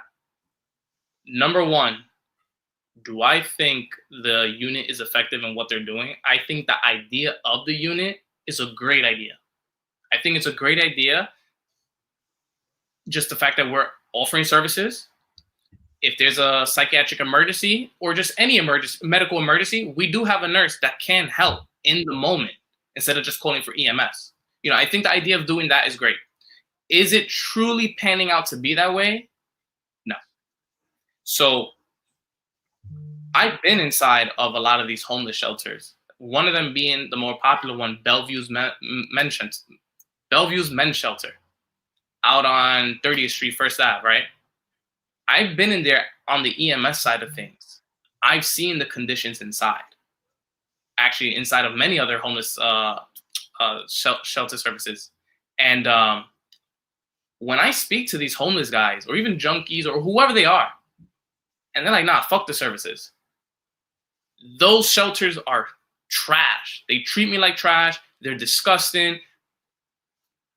We're technically selling them a dream, they say. Hey, you know, listen, you're going to get your own room. You're going to be dorming with, 1, 2, 3 other people. You're going to get breakfast, lunch, whatever it is. You get a place to shower. But in reality, you look, the rooms are overcrowded. You kind of just shoving in a bunch of EDPs all into a room. I don't think that's a good idea, And so a lot of them express that they feel that they're better off being out on the street, sleeping on the street, rather than being inside of the shelter, because the shelters are just run poorly. I'm not saying they're the cleanest person. They're homeless, they're dirty. They have their own stuff. But even they're like, yo, them shelters are are atrocious. You know, at least over here, nobody's bothering me. There's no potential of getting into a fight, sleeping in the subway, you know? And I can't blame them. And again, that's not the unit's fault. That's the city's fault, I think. You know, the city should do something about that. Take these shelters a little more seriously. Maybe listen, I don't know the politics. I'm not a political guy, but maybe fund the shelters a little better. You know, put more money into these things, make it more appealing. You know, expand a little more. You know, but but that's the problem. The problem is we're taking $2 billion a year. You know, the idea behind your unit is great. I'm not knocking your unit for saying that, oh, we shouldn't offer people services. We obviously should, instead of just slapping cuffs on people, getting the case DP'd, and they're right back in the same spot the next day. That's not effective. You know what I mean? Like, that's obviously not effective. So we want to get them to the services, but again, where these mayors fail, where city council fails, where the governors failed, where the assembly and the Senate, and I don't care, Democrat, Republican, whatever you are, you're all a bunch of failures because nobody's called this out. It's $2 billion a year going into a system, and we're not even accounting for anything that we're doing, right? There's no accountability, honestly, on what you guys are doing. And there's way much more accountability for you, even though I'm saying there's not a lot, but there's so much less accountability when now you look at the shelters, because anyone that deals with homeless or mentally ill knows that. Nobody wants to go in these shelters. They don't feel safe. And that doesn't fall on the police department. That falls on our elected officials to properly sit there and say, all right, we're giving money to this shelter. How effective is it? Oh, it's not effective at all. Oh, nobody wants to go in it. Oh, it's dangerous. Oh, people die in there. Oh, people are raped in there. Oh, people are robbed in there. Oh, all right. You know what? Maybe we got to go in there and see what the hell's going on in there. So, I mean, to me, it's a big dog and pony show, and we're just throwing billions. So I don't mean to cut you off, but I just don't think throwing money at it's going to work. I think like we're throwing enough money at it. I think that what people need to do is go in and start to take ownership and look what works and what doesn't, instead of saying, oh, you're a not-for-profit. Here you go. Here's $20 million to deal with the homeless, and literally the same guy they dealt with yesterday, you're dealing with again tomorrow. And yeah. And to kind of answer your third point, or one of your points was, you know, the removal orders, you know, I think a lot of the do we encounter the same person over and over? I say yes. We encounter the same person, multiple people, on a nightly basis, where it's a first name basis now. Come on, Tom. It's the fourth day in a row. You change your mind? You want the service now? Fuck you. All right, Tom. I'll see you tomorrow. So you're hitting the same people over and over again. Same AIDA card for the same person. Now, in my opinion, I think it's a waste of resources. Number one, we're flooding the system with AIDA cards off of nothing. I don't know where the hell those AIDA cards go, into what cloud, but for nothing. Because all the AIDA card has is refuse, homeless, refuse. I'm sure those AIDA cards are tracked somewhere, brother. They're tracked somewhere. You know, you're giving someone else a lot of work for no reason. Sorting through all these AIDA cards that majority are from us. For what? For what? They got no name. They got no date of birth.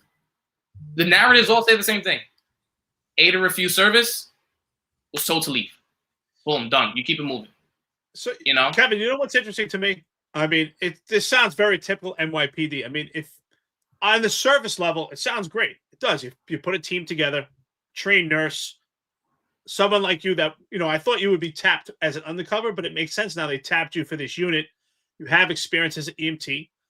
On the service level, it's sexy, right? It's a unit that addresses the homeless condition, but it falls short because, piggybacking on what John said, it falls short because do these people want to go to these shelters that are a disaster? Now, that's not your fault. You did your job, right? It's almost like you're FedEx. You're picking up a package, you're delivering it where it needs to go, but it falls short with the political theater and political arena of what happens at these shelters. But what's interesting to me is you tap for this unit. It sounds great in the service level, but other than yourself, what was the training overall? What was the training that was provided to you to work with a nurse, to work in these teams to work with mentally ill on a constant basis and to remove people? Was there training on these mental health codes? Was there training on how to work with these nurses? What was that training apparatus? What did that look like, if there was any? So like I said earlier, early stage of the unit, late official stage to present, August 2024 is when, September of 2024 is when we had our first orientation. Although we were already in the unit months ahead, maybe a year and a half longer, it was September of 2024 where we had an official orientation / training for the unit.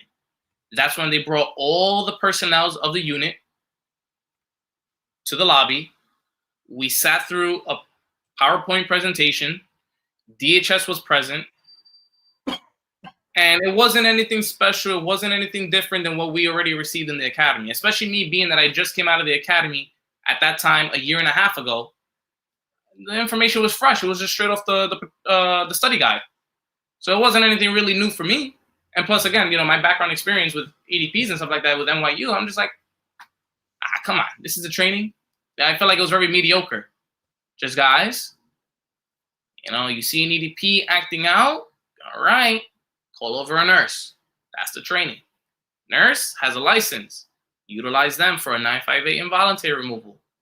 If you guys are working as a team with no nurse, which was kind of sometimes rare, you have the potential to do a 941 removal, which is the authority of the cop, but try not to. The unit's all about the nurses. We want to utilize the nurses. And I'll tell you what, my biggest peeve, and I brought it up to whoever I brought it up to a higher rank, and I brought it up to other officials, that I feel like a lot of the numbers are skewed. Number one, the amount of contacts that we get are the same repeats. Ask me how many new contacts we get. It's very small. It's very little. Well, that's what John was asking, right? Is it the same people over and over? And it sounds like it is. And it's skewing the numbers. Now, we also have, and we call them clients. We don't call them homeless. We call them clients. So we have a couple clients that use the system that we provide, the services, just to get free transport back to their shelter. So they're getting a free ride provided by DHS to bring them back to their shelter that they already belong to, that they already had. But for us, that counts as a new contact. That counts as a new number for us. And it skews the numbers. So for example, like if we had, for 1 week, we had 10 transports to shelters. That's awesome. Wow, 10 transports. We got 10 contacts, 10 clients to a shelter. But realistically, maybe like 5 of those were guys that already had shelter, that are just using the bus ride for free. So the real number should be 5. So let me ask you, how many people would you say that you go out at night that would actually accept the services? And in what instance would a nurse deem it to be an involuntary removal? Like, what? Give us like a specific, like, you don't, obviously not name names, but like, give us an example of when, okay, yeah, this guy needs to go. For involuntary. Yeah. So how many people would accept services? You go out on a night, you make 20 contacts. How many people would accept services on an average? And then what does an involuntary removal look like?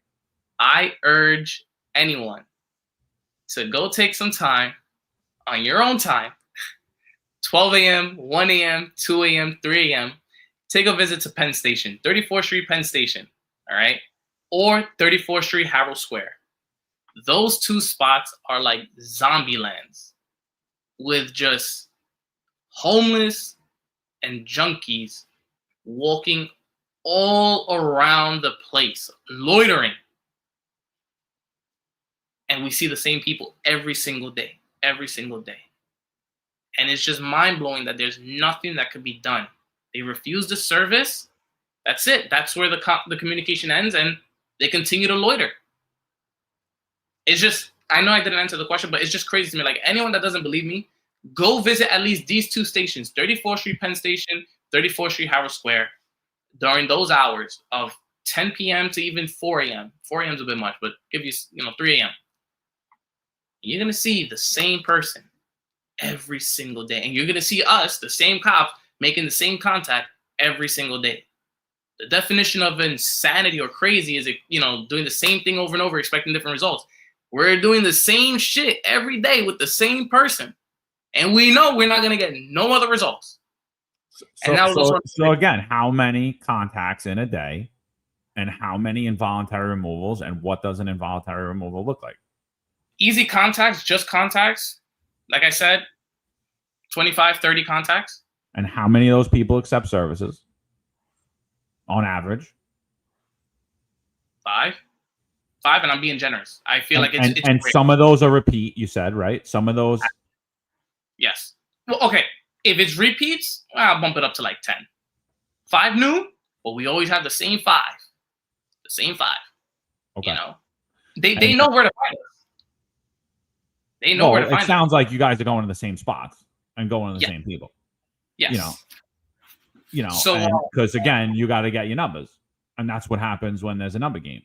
But so, what does an involuntary removal look like? What have you seen that looks like an involuntary removal? Like when is it egregious? Like, because honestly, everything I'm hearing sounds like it should be an involuntary removal. Guys there loitering, sleeping, homeless, defecating, peeing, drunk, whatever, drugged out.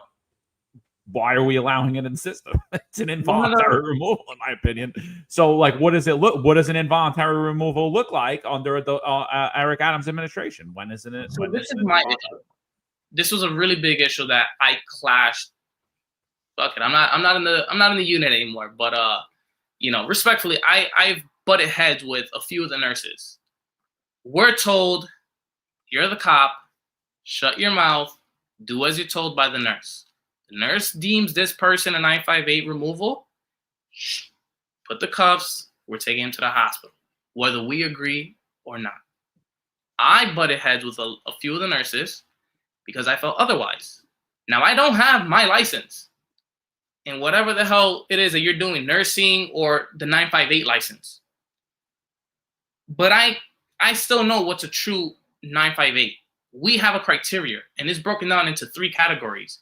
You need this plus this to make this a 958. What is that? What's this plus this?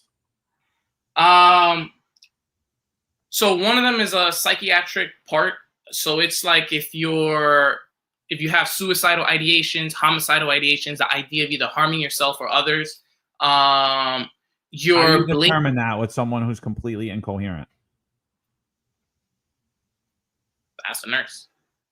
You can't, because then that's where the headbutting came in, because it got to a point where we were actually to better understand what I'm about to say right now. So some form of mental disorder plus the unable to care. You live on the street and you have no shoes on in this winter. Unable to care, inappropriately dressed. It was a couple more, but again, you need 1 and 2 to make the removal. Check.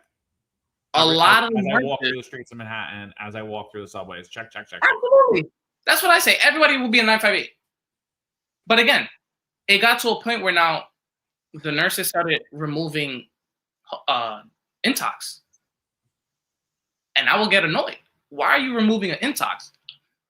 He's unable to care for himself. Look at him stumbling. Well, I think that they're right, though. I disagree with you. I think that, like, if you're in this way and homeless and you check all that, everything you're telling me is in my opinion, they would be removals. Like, if there's a homeless guy and it's the winter time and it's 2:00 in the morning, you're not gonna just be like, all right, he's not bothering nobody. Be like, listen, don't sit in front of him. Go somewhere else. But I'm talking about people that are a danger to themselves and others. And there's a lot of them in transit. Yes. Every day, all day. They're all over. But again, I want to stand. I have integrity. I don't care if you tell me to shut up. I don't have a license. I don't care. I still know what's right and wrong. And you're forcing us to put this civilian who's a clear intox He's just stumbling, and he's admitted, I had a few drinks. He doesn't present any homicidal ideations, suicidal ideations. He's well-dressed. He was at a bar. He was at a club. Hold on a second. Kevin, so you're saying that these mental health issues with alcoholism, these people that are drunk, they're not homeless. Is that what you're saying? It got to a point where, like you said, they want their numbers. The nurses have their stuff that I don't know how their end works, what it is that they need on their end, but it got to a point where you started to see, like, we're not focusing on the homeless anymore or the junkies. It got to a point where, look at this individual, intox. Take it. Why? He's on a 958.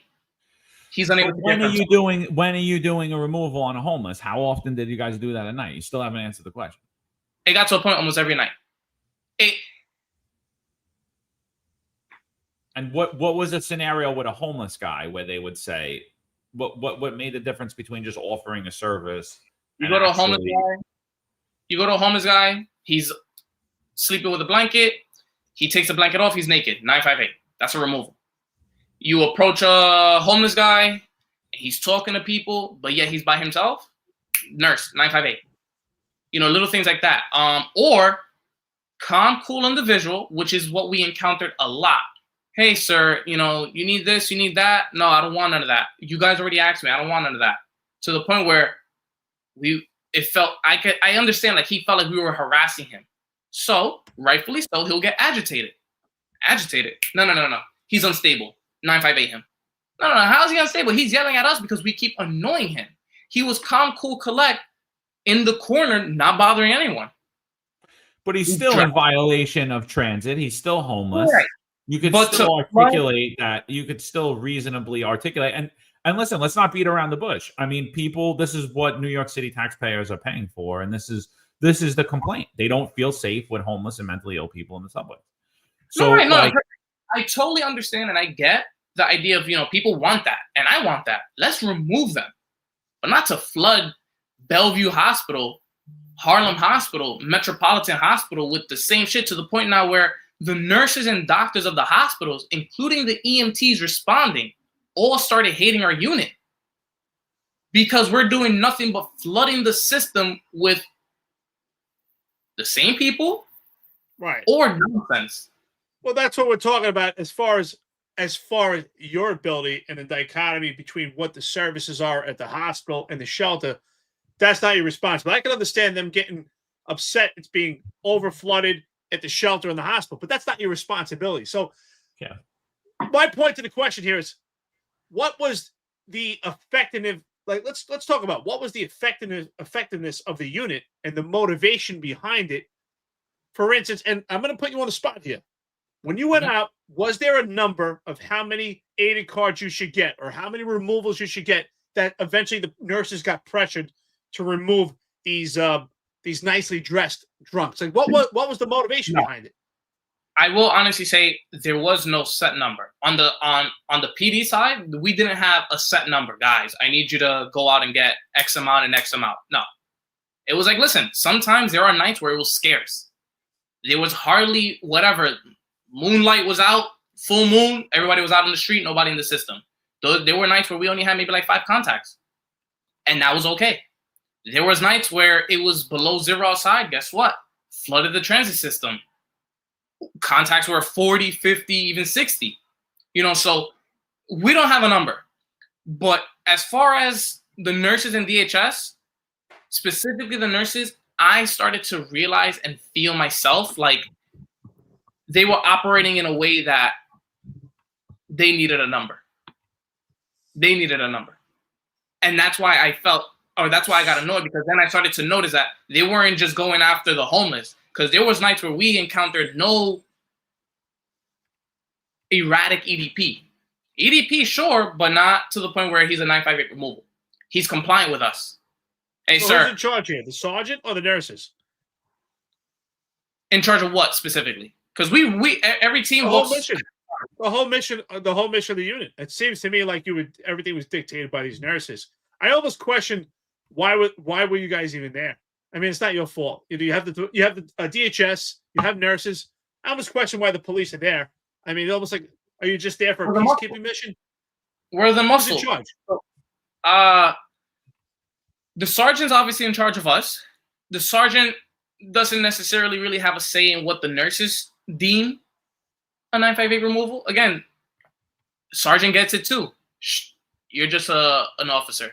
Keep quiet. Do as the nurses say. So when it comes to removal orders, it's all the nurse. But in terms of violations and how we handle the transit violation, that's when we come in. You know, and sometimes, you know, just to clear the station out, like, listen, and we get a lot of compliant guys.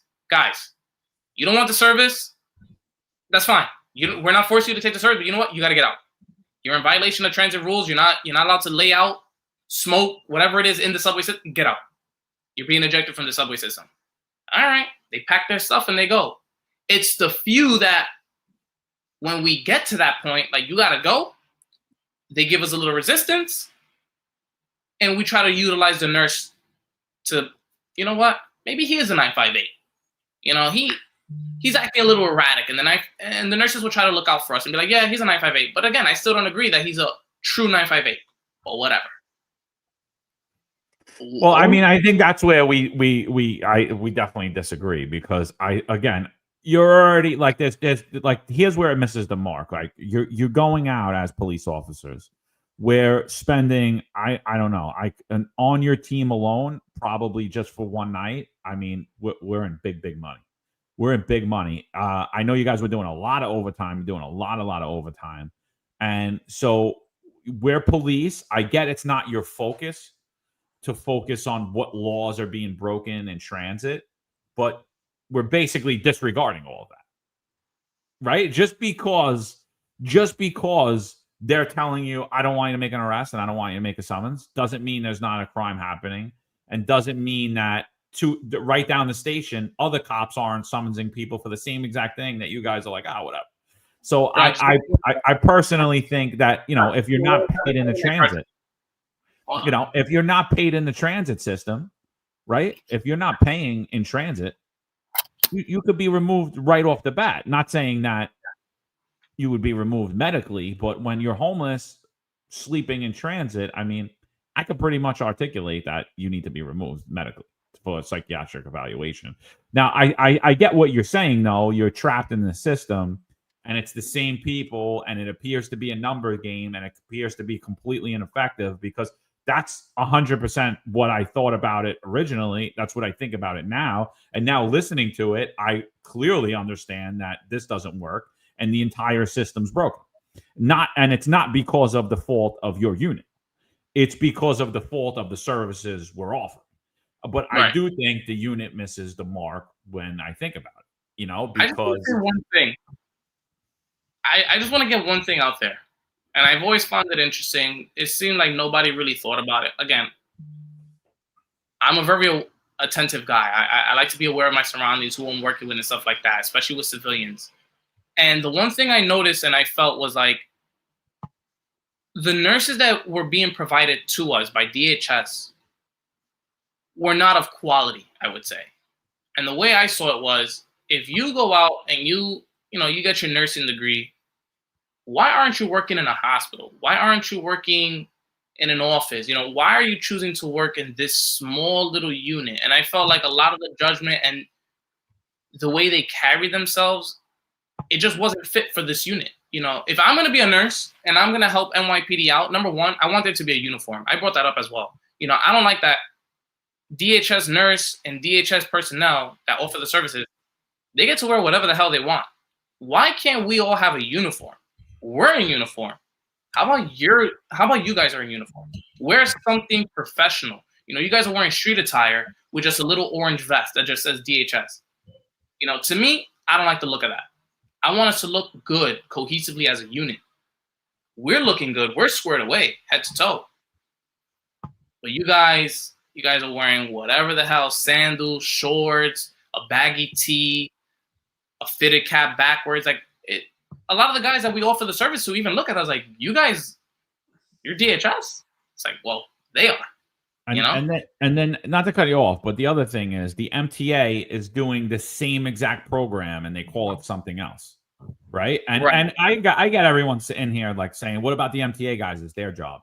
I agree, but honestly, the NYPD, it polices the subway. I mean, it is what it is. The MTA is like this assisting agency. It's not an effective police force. What are your thoughts about the difference between your unit and the MTA's unit? Quality of life. My unit, we come in disgruntled. We come in overworked. We come in tired to deal with, I'm sorry to say, but this shit again, over and over and over. We're not dealing with the best of people. You know, we're dealing with the worst of people. The ones that you don't even want to make close contact with. We deal with guys that have lice, have bed bugs, open sores. You know, we got to deal with that every single day. But yet MTA, when they perform their assignment, which is called scout, they get to do it during the daytime. And they get to do it feeling refreshed. You know, they don't do much work to begin with. I'm sorry, you know, but they don't do much work to begin with the way we do. So they're feeling refreshed, they're feeling good, and they don't have the same pressure that we do. You know, where I need you guys to make contact. You know, listen, if they get 10, 12 contacts, that's for the whole week, you're good. Where's that pressure on them? Why is it only on us? It's like a whole different world. It's the same program with a different name, with a different department, each, you know, handling their own, but the standards are different. And with the standards being different and how we get treated, like you said, we got hit with overtime. Oh my God. It's just too much. It's too much, No, you know? Kevin, I think we really drilled down on this unit, and I think you painted the picture for me. And what I got here is exactly what I expected and I suspected when it comes to this unit. It's not about actually getting them services to actually help these mentally ill and substance abuse homeless get off the street so they don't come back. To me, it's just about displacement. You're there, you move these people so you give a good appearance for that tour or the next tour after that, and there's no services down the line, which is not your responsibility. This is beyond that. This is the leadership. This is the political theater with that. Your job is to constantly just displace them. You pick them up, you go to the same spots, they come back, you pick them up again. And the services down the line fall short.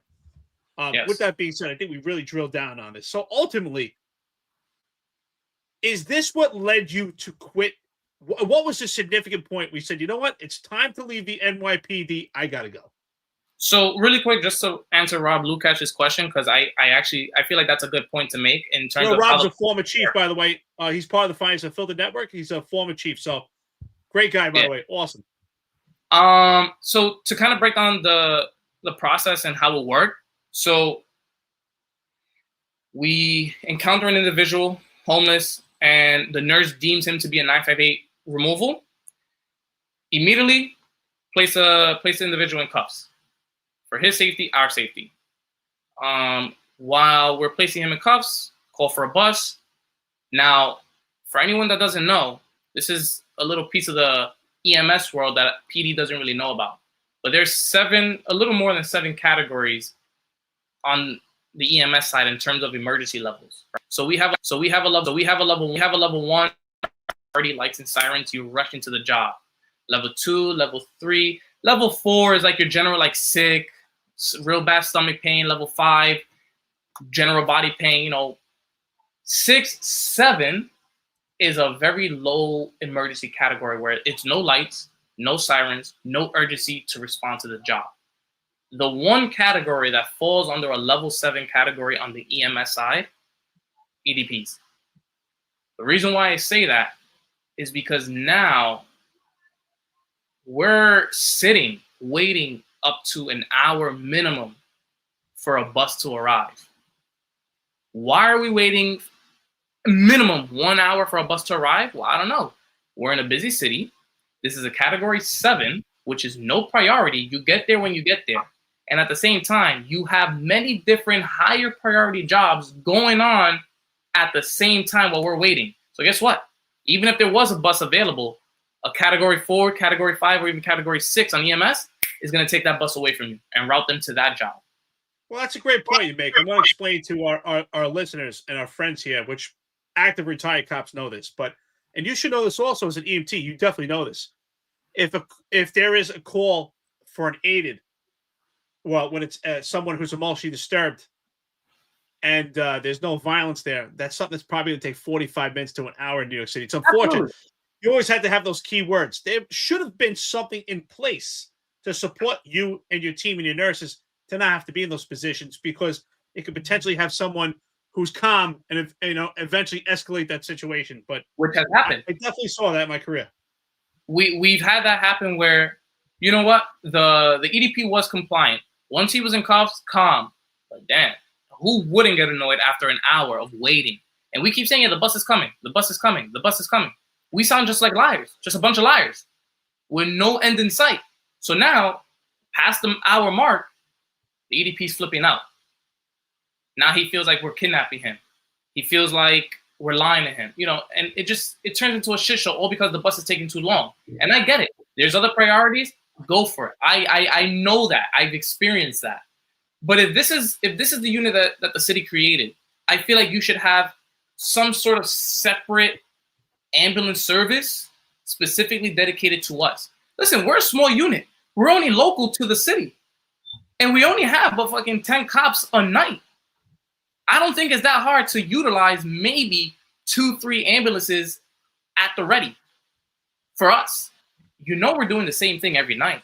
We're bound to get a removal at any point, and we need that bus. Have something ready for us.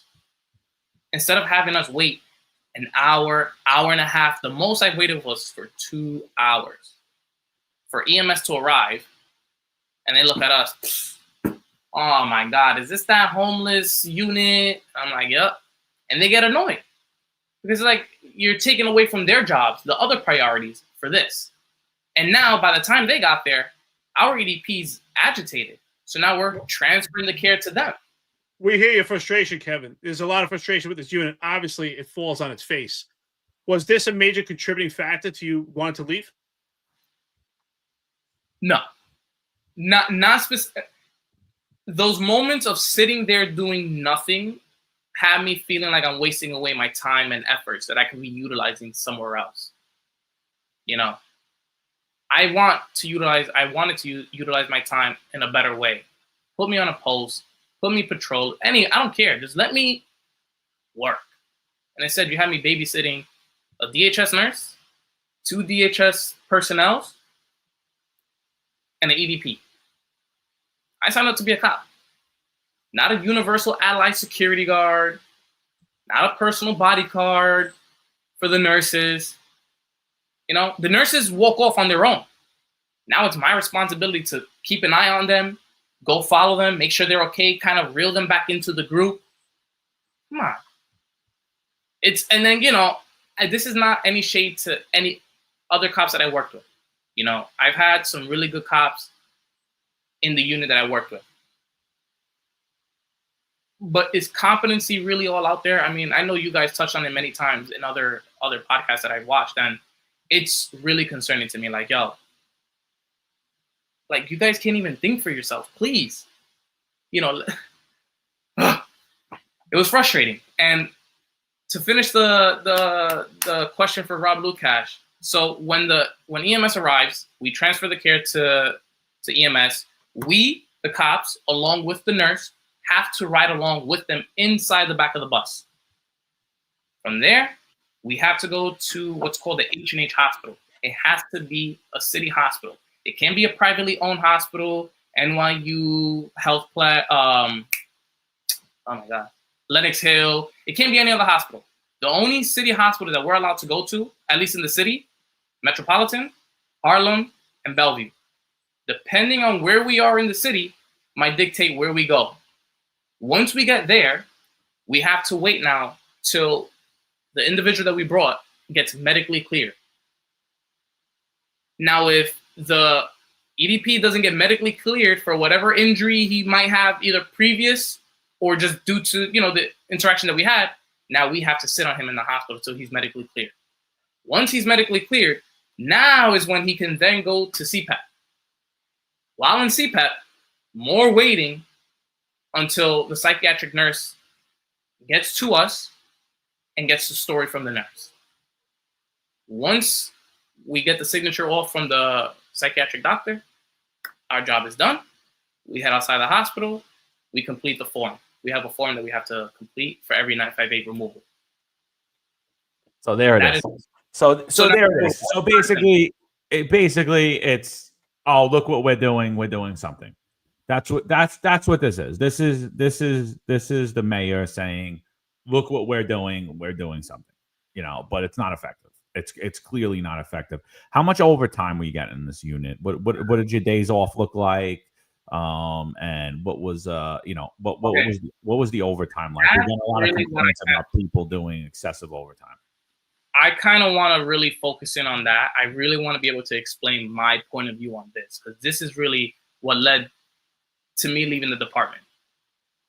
So these are all the notifications that I received. This is over 30 notifications just for the month of June and July. 30 notifications for the month of June and July. My schedule, like I told you, I was doing the modified midnights. So a lot of the times, I come in 17:30. Well, I'm ready by 17:30, right? So 4:05. A lot of the notifications that we got were for pre-tour, which is a 4-hour overtime. 4-hour overtime before our tour starts. So you're looking at about a 13:30 start time. 13:30 all the way up until 4:05 in the morning. Now, the problem that I had was, that's okay. I don't mind working 12, 13, 15 hours a day or a day. But when it became every single day, and I'm coming from Brooklyn South, so my commute on the BQE, over the Brooklyn Bridge, on the FDR, that's already like an hour commute. You know, so now from the time that I wake up to the time that I have to be at work is maybe about like 2.5, 3 hours. So now I have no time for myself. I have no time to do anything. Just wake up, shove breakfast in, and get out straight to work. I was doing that Monday, Tuesday, Thursday. Friday, Saturday was supposed to be my RDOs. Guess what? Your RDOs were taken. Now, my RDOs were taken with something that's called end of line. Now, I know a lot of topside cops have no clue what end of line is. I've always called it end of life. That's how it just felt for me. But end of line is pretty much where they will have, similar to DHS, BRC. BRC is an organization that also provides a homeless shelter to whoever needs it. You can always find them in the middle of the night at the end of the line for certain lines. So, for example, the World Trade was the last stop for the E train. A lot of the overtime will happen there. A couple months later, they'll move the location from World Trade. Now we're going to go to South Ferry. South Ferry is the end of the line, I believe, for like the 1. I might be wrong on that, but I think it's the 1 line. And just like what we do for our regular work, the only difference is we have to kick the homeless out of the train and out of the station. Anybody that is found in violation at the end of the line needs to be ejected. And the fucked up part is, and that's why, again, I hated this, because it puts my integrity on the line. And, you know, a lot of people fall asleep on the train. They miss their stop. They end up getting to the last stop. Guess what? Sir, get up, get out. You got to get out. No, I'm just going to wait for the next train. It's going back. No, not for you. You got to get out, and you got to go pay your fare again. I just paid my fare. Well, too bad. It's the end of the line. And unfortunately, that is transit rules. That is transit rules. When you reach the last stop, you have to exit out the station and repay for your fare to come back in. I know it sounds crazy. I thought it was crazy too. Like, damn, really? But again, we have the discretion to let the people, you know, oh, you missed your stop. You know, you look like a clean individual. All right, you can stay on the train. But a lot of the time, it was fucked up because, well, we're telling the homeless and just whoever's sleeping, yo, get up and get out. Right next to them is a regular individual that just missed their stop. They're awake, but they just want to go back. But how come we're not telling them to get out? It's also, we just read the rule. Yeah, but listen, that's police work though, dude. You're gonna like there's some things you're not gonna agree with. There's some laws you're not gonna agree with. There's some things, but like overall, the question is, how much overtime were you doing, and how did it affect you? Like, how much overtime was there a cap, and how did it affect you? Is that part of the reason you left? You said it was. So, like, could you just elaborate on that part? 60 to 70 hours a month of overtime. But the reason why I was explaining the end of the line is because it's the type of overtime that I'm doing that's adding to my frustration. Because once again, you guys are having me deal with the same shit that I already deal with on a regular day-to-day basis at work.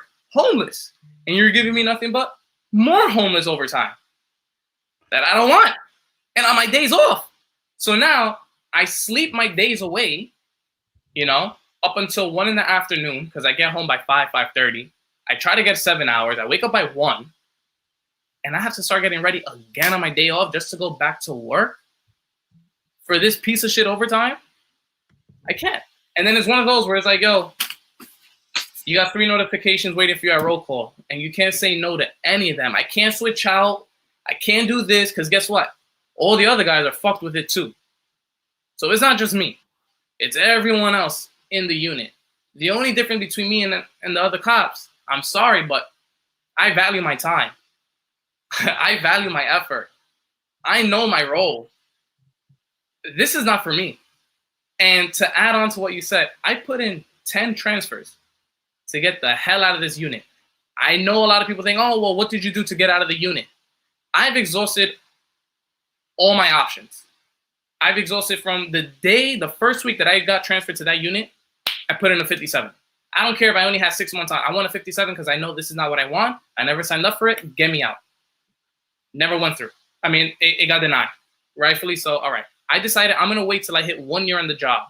1 year on the job, I found 2 cops from the 72nd precinct that I wanted to do a mutual with. Please get me out. Mutuals were denied. Okay? To the 72nd precinct. Out of the 10 transfers, I put 4 mutuals, which all got shut down. The remaining 6 transfers that I put were to the health and wellness unit, to the TRT, CRT, anything active, any 6-2, the 6-0 precinct, I don't care where, even back to 34. Send me back to my home where the hell you took me from. And every single one was shot down. I brought it up to my CO. I've spoken to DIs about it. I'm not the type of cop to just stay quiet and that's it and just, no. I'm going to fucking go out there and work my way through. I'm going to make my destiny, I'm not just going to let it be controlled by the department. If I can have some control over it, I'm going to do that. And that's what I did. So I reached out to CEOs of the DB Bureau. I've used the sports unit as a way, maybe, helping them. Maybe they can help me. I've spoken to people from different precincts, commands, and I get the same thing. Oh, bro, it's so easy. I could definitely help you out. Or I know this guy. Yo, this guy could, yeah. Everybody knows everybody. But when it comes to finally asking for you to really help and make it happen, oh, you know what it is? You got to wait till after September. We got summer, no movements in summer. You got UNGA, you got Labor Day. Wait, all right? I did that last year. I did that earlier in the year last year, and I did it after Labor Day, after September, and the same shit. And guess what I did again? Earlier this year, I put in the same request, and it just get pushed off and pushed off. I only have one. So what was your ultimate goal? Like, what'd you want? What was your ultimate goal? What forced you out? What was like the straw that broke the camel's back?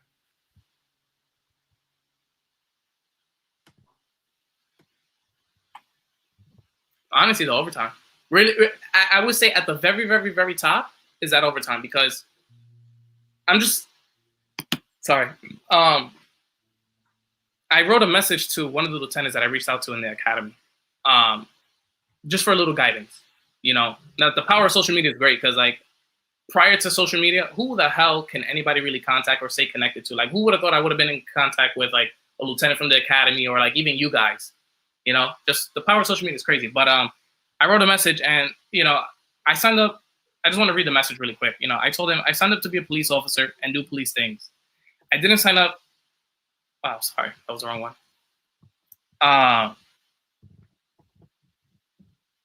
You know, it's unfortunate that I left the department because I didn't want to leave the department at the time that I did.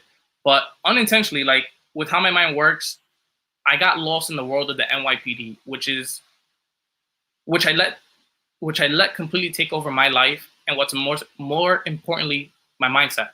I was willing to compromise and give up my life for the job, and once I felt and realized that the job hijacked my mindset, that's when I knew, like, nah, I gotta call it quits. So my background, like I told you guys, is EMS, health and wellness, and fitness. I've been doing this for over 10 years. And one of my main things that I enjoyed the most was helping others with workouts, helping others through EMS, whatever it is I can do. I started to feel like this job pushed everything that I knew out of my head. And it was just homeless shit every single day. And So, like, Kevin, I just want to stop you there because obviously we get emotionally invested. And from what I hear, it sounds like you really wanted to be a cop and they put you in a unit that you didn't like, that you didn't see yourself progressing in a career. You said it wasn't the unit that led to it, but it was definitely a contributing factor from what you're saying, right? And you're speaking on the psychological, right? You speak on the psychological effects of the overtime and really ultimately about the quality of life. And I think with this, you're going to get a lot of support. There's going to be a lot of pushback. There's going to be people say, well, you're brand new, you're a rookie, kind of suck it up. But obviously, to me, what it's saying is you didn't see an end to this, right? Because, like, I mean, some people could say, I mean, I grew up with this idea of, like, suck it up. Like, I remember when I was in Iraq, I was 23 years old, and they would tell us, hey, listen, Friday, we got great news. We're packing up. We're going home. Guess what? When Friday came, we packed up, and we went to a different spot, and we were there another month. So some people would say, suck it up. But I get it. I understand the overtime. So do you feel that this pressure with the overtime, the quality of life, being this unit that you didn't like, did this lead down a path? Did this deteriorate your mental health, your quality of life? I mean, what did you expect? Did you think it was going to get better, or you just saw that this is not going to change? Did you see this in 2-3 years from now that this would continue on? Is this something that you could sustain to hold out? What did you think? What did you expect? How did your mental health aspect take a toll? I genuinely thought I would be able to stick it out to that 5-year mark. You know, I wanted to see if I could possibly make it to the 5-year mark in the department. That was like a little goal for me as well. Make it to the 5 years. However I feel, I'll go from there, whether I stay in the department or not. But with the overtime every single week on my days off with no overtime are already cut short because I sleep half the day. And I'm spending my days off not doing anything but recovering because I'm so exhausted physically and mentally from the week that I just had. Now you add on the overtime on my RDO, and you're only giving me 6 hours of free time, which I still have to go to work later that night. It's not, no. You know, I wasn't feeling good anymore. I was going to work disgruntled. I'm a happy guy. You know, I don't really let much bother me. I'm not the type of guy that brings work home. You know, whatever happens at work, it stays there. I don't take nothing personal. It is what it is. We keep it moving. And I knew this already. You know, I knew joining the police department, you're going to miss holidays. You're going to miss events. You're going to miss whatever. That's fine. That's not an issue for me. I like working holidays anyways. I'm not that typical guy that needs to go out on my weekends or whatever. I'm an introvert. I'm a homebody. I'm fine. But when I can't even just get a little time to just decompress, just be able to just think and not about the job. Well, was there a support system? What did the union say? Did anybody say, like, hey, this is temporary, write it out, or this is going to be like this forever? So in TD34, I had a union delegate. Being transferred over to this unit, I don't have a union delegate. I never had a union delegate. We've been told that we have, so my unit, we don't have a precinct, just in case. We don't have a precinct. We fall out of CTTF, Citywide Traffic Task Force, out in Midtown on 30th Street, between 7th and 6th and 7th. So we're crammed in all the way on the top floor with CRT, Transportation Operations Division, traffic, you know. We don't have no one to turn to. We don't have no union delegate. I tried. I even wanted to run for it. And I was told, oh, no, you can't. Then you're going to have to go up against the union delegate of the building. Who's the union delegate of the building? He never introduced himself to us. Like, so I was forced to kind of reach out to my union delegate back in TD34. But there's really not much that he could do, you know? So I even went the route of going to EAU. And I explained to them, like, listen, I need help. Like, I'm stressed the fuck out. I'm not enjoying where I'm at now. And I'm not saying I need to be babied and, like, you know, help me, just help me get the hell out of here. You know? That's all I need. Just that initial help of pulling me out of the unit. Once I'm out of the unit, I don't care where you put me, I'll be fine. I'll work my way through the system. EAU, their response was, well, do you have suicidal ideations or anything like that? No. Unfortunately, this is not a crisis situation, so we can't technically help you in that way. So because it's not a crisis situation, I was told there's nothing that they can do for me. So, said, all right. So ultimately, the overtime, like, because listen, a lot of people on here, they're older, they don't understand it. I mean, me too, when I look at it two times. I look at it once when I'm young, and I totally understand. If I'm working 7 days a week and I'm working tons of overtime, and there's no end in sight, and I'm somewhere I hate, I understand feeling hopeless. Like, what the hell am I doing? Did I make the right decision with my life? But then people sit there and say, when they're older, well, hey, you're not doing police work. You're a security guard. You're making a ton of money. And this is what you signed up for, kid. You know, and so you got those two things happening, right? And so there's people on all sides, like, saying they support you, and or they're against you, and you just didn't suck it up. You didn't take long enough. Ultimately, what would you say was the reasoning behind you saying, I'm done? Like, I can't do this anymore. I don't see a future in this department for myself. No help. There was no help, and the level that I had to go to receive help, I'm fine. That's too much work for me to just get a little bit of help when I feel like it shouldn't be that hard. You know? Listen, if you're a lazy cop, if you're looking to avoid any type of enforcement, any type of action, you're close to retirement, you want something to, just end your career nice and chill, sign up for the unit. This is the unit for you. Stay clear away from the radio, no radio runs. It's a good gig for you if that's how you are. But for someone like me, brand new, where no radio runs, what is that? I thought that's what cops do. You know? Someone like me, this is not it. This is not it. And so because I couldn't get the help, I'm trying to be active. I'm trying to help the department, you know? And I can't get any little help. That's what kind of made me leave, because the overtime was much, but if you gave me this overtime, but I was doing police work, I'm satisfied. So if we would have sent you if we would have said, listen, we'll get you the 7.5 tomorrow, and you're still getting slammed, because everybody's getting slammed, right? That's a number one complaint from everybody. They're getting slammed with the overtime. If you would have been the 7.5 answering radio runs, would that have kept you on the job? Absolutely. You know, and I know, you don't know your transit. You know, we always nonstop. You're missing meal. Yeah, okay. I came from EMS. We were doing the same shit too. 10 to 15 radio runs a day. You know, the city back and forth, nonstop jobs. You know, different jobs. That's the shit that I like. That's what I enjoy the most. And guess what? I know that's what I signed up for, and I wouldn't be complaining. Listen, Kevin, I get it. I get it. All I want to do is be a cop. I think John agrees. Give me a thumbs up. I get it. The last thing I would want, there's a lot of people, a lot of naysayers right now on the podcast, but believe me, they're thinking the same thing. The last thing you want to do is become a cop. You're full of piss and vinegar. You're enthusiastic. You're working out. You're physically fit. And then they put you in this unit where some nurses guide you, and you're removing those that are mentally ill or emotionally disturbed. That's not a unit that you want to be in when you're brand new. You want to be out there getting the bad guys, making arrests. And you know what? You're an outlier.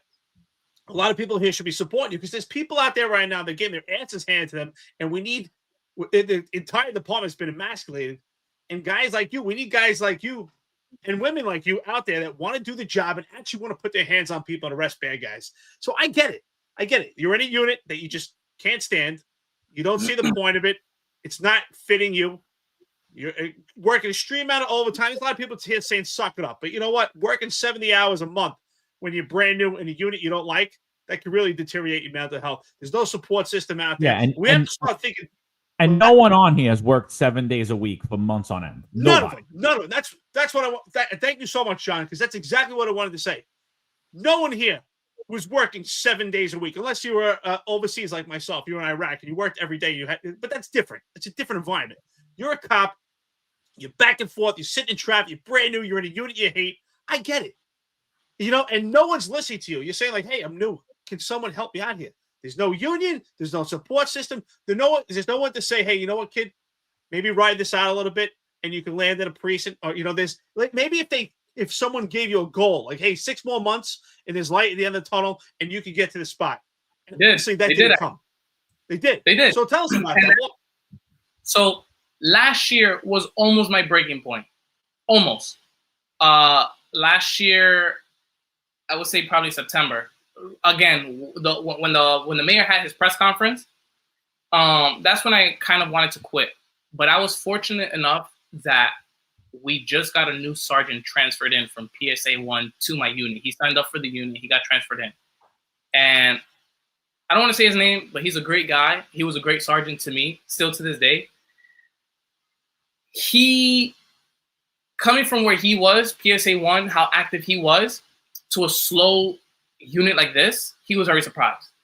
But when he came in contact with me and seeing how much I wanted to work, like the appreciation that I have for this guy for allowing me to still do my job for the homeless unit, but allowing me to branch off and go out there and fucking get whatever it is that you want. I'm going to back you. You want to make a collar? We're going to get a collar. You want a tab? I'm going to help you tab. I couldn't get that anywhere else, let alone from other cops. The other cops were the same level. Nah, let's just chill. Maybe 1 tab is fine. I'm coming back with 6 tabs, 7 tabs or summonses for transit, just in case. I don't know if anyone knows. I'm coming back with a stack of tabs. That's just how I am. He made my time a little more enjoyable. Hence why I got even a year in now. But now it's just like, how much more? He's almost close to retiring. So I'm still going to be asked out. And what they've been telling me was back in January, we're going to get more cops. The graduating class coming. Oh, we're going to get new cops. New cops, we could potentially get you out of here. I said, all right, I'll wait it out. January came, hoping for February. No bodies for February. No, you know what? It's going to be April. It was a mistake. April's class, we're going to get like 10 cops. I said, all right, perfect. April came, tumbleweed, nothing. May, June, July. Every single time, waving it in front of me, but moving it further. To the point where I feel like now you're playing games with me. I want to get the hell out of here. It was very apparent. Everybody knew. It wasn't a secret. Oh, Cruz wants to leave? No. And it's just crazy that when I told them, I will quit. Cruz, as active as you are, come on, Cruz, you can't leave. But the day that I said I came with everything packed, disassembled everything, brought it back to the command, I'm here to quit. I gave my badge and ID. Whoa, how can this be? Whoa, why? Don't question me now. I've been telling you all these months and years. I've built it up. I've asked for the help. Now it's when, let me see if I can make a call for you. Wait. Let me see if I can contact this office. But hold on, don't leave yet. It's too late, man. It's too late. My mind's already set. Y'all just keep playing with me at that point. That's how it felt. The department it felt like the department was playing around with me, And again, like I said, I didn't just stand still doing nothing and still quiet. I was very vocal about how I was feeling and what it is that I wanted. And I've reached out to different places and units to get the help. EAU, military extend leave. I even thought, damn it, I'll do like a family emergency, whatever. Nothing. So what else do I have to do? I have to tell EAU that I'm in a crisis situation and I feel like I want to kill myself. That's to the extent that I got to go to get that help from EAU. You know, I see cops, and I've interacted with cops that, not for nothing, but kind of worry me because they look so disgruntled, so disheveled, and nothing positive comes out of their mouth. Nothing. I can still talk positive about the department, and I can still talk positive about other cops and the unit.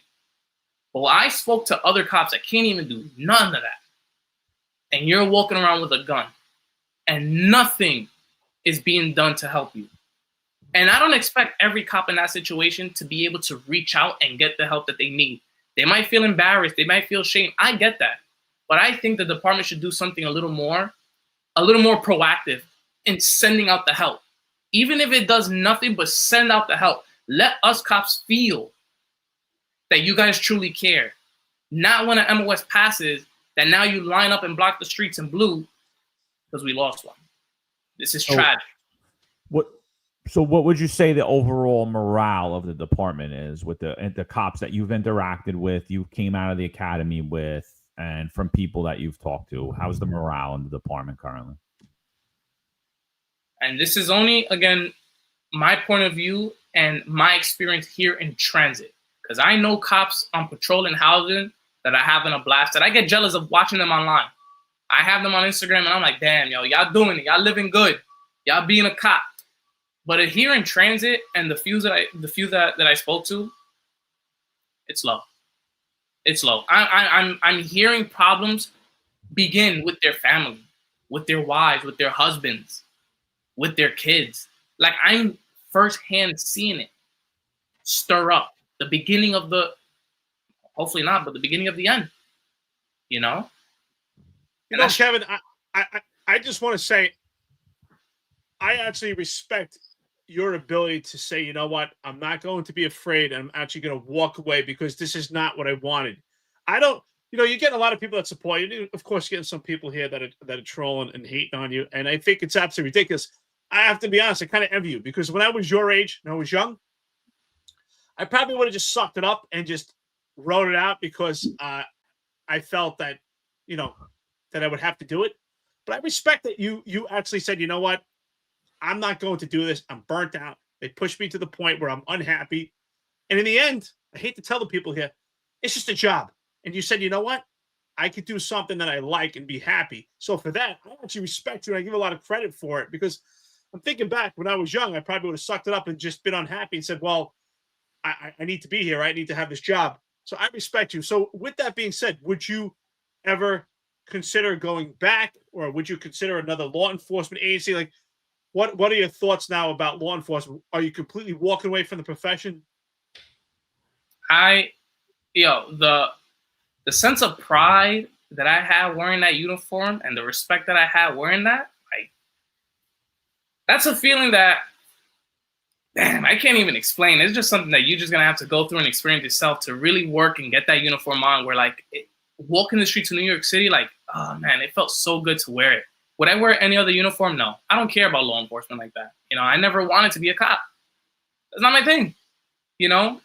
But I wanted to do it and try it out with NYPD. Yo, the camaraderie, unfortunately, when someone passes, oh, man, it's loving. It's loving. It's me as a civilian now, I'm not going to get it.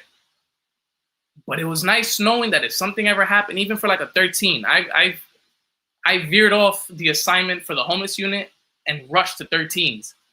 And just the sight to see, just seeing all the support, all the people that show up, all because one cop was in need of help. Ah, man, you can't. I don't think, again, I'm only 28 and 2.5 years in, but I don't think you can find that anywhere else. Like that, I will miss. But in terms of going back to the department, no, I can't see myself. You know, I just know even if you give me the 72nd precinct, it's still not going to change it. We're short staffed. We're still short cops. You're still going to be overworking us. I mean, I know it's going to be a little different in patrol. I know patrol has, surprisingly, a limit, a cap to their overtime of like 20 or 30 hours. You know, that might make a difference. But still, it's the same shit, but just somewhere else. Every patrol guy I talked to was getting like 70 hours a month, and they're all ordered in constantly. And it's just crazy. Like, I just lost my train of thought. No, but listen, I think that's the thing where people miss the mark. You know, everyone's like, "Oh, it's the generation. You weren't as tough as us." But I'm sitting there saying, did I get notified for every single thing? Did I sit on every EDP, sit on crime scenes for 12 hours, 14 hours after I just worked the whole shift? Yeah, I mean, that's normal part of being a rookie, and you're going to do all these parades. You're going to do the round robin. You're going to get notified on your weekends. But I'm going to sit here and say right now, there's very few points in my career where I worked 7 days a week. And when I did, I was physically and mentally exhausted. There were months that it happened, absolutely, but then they went away and I got a more normal routine for the other 11 months, even though as a cop, you work much longer periods and the stresses you deal with at work are much different than the rest of humanity and all your friends and everybody you know and everybody else.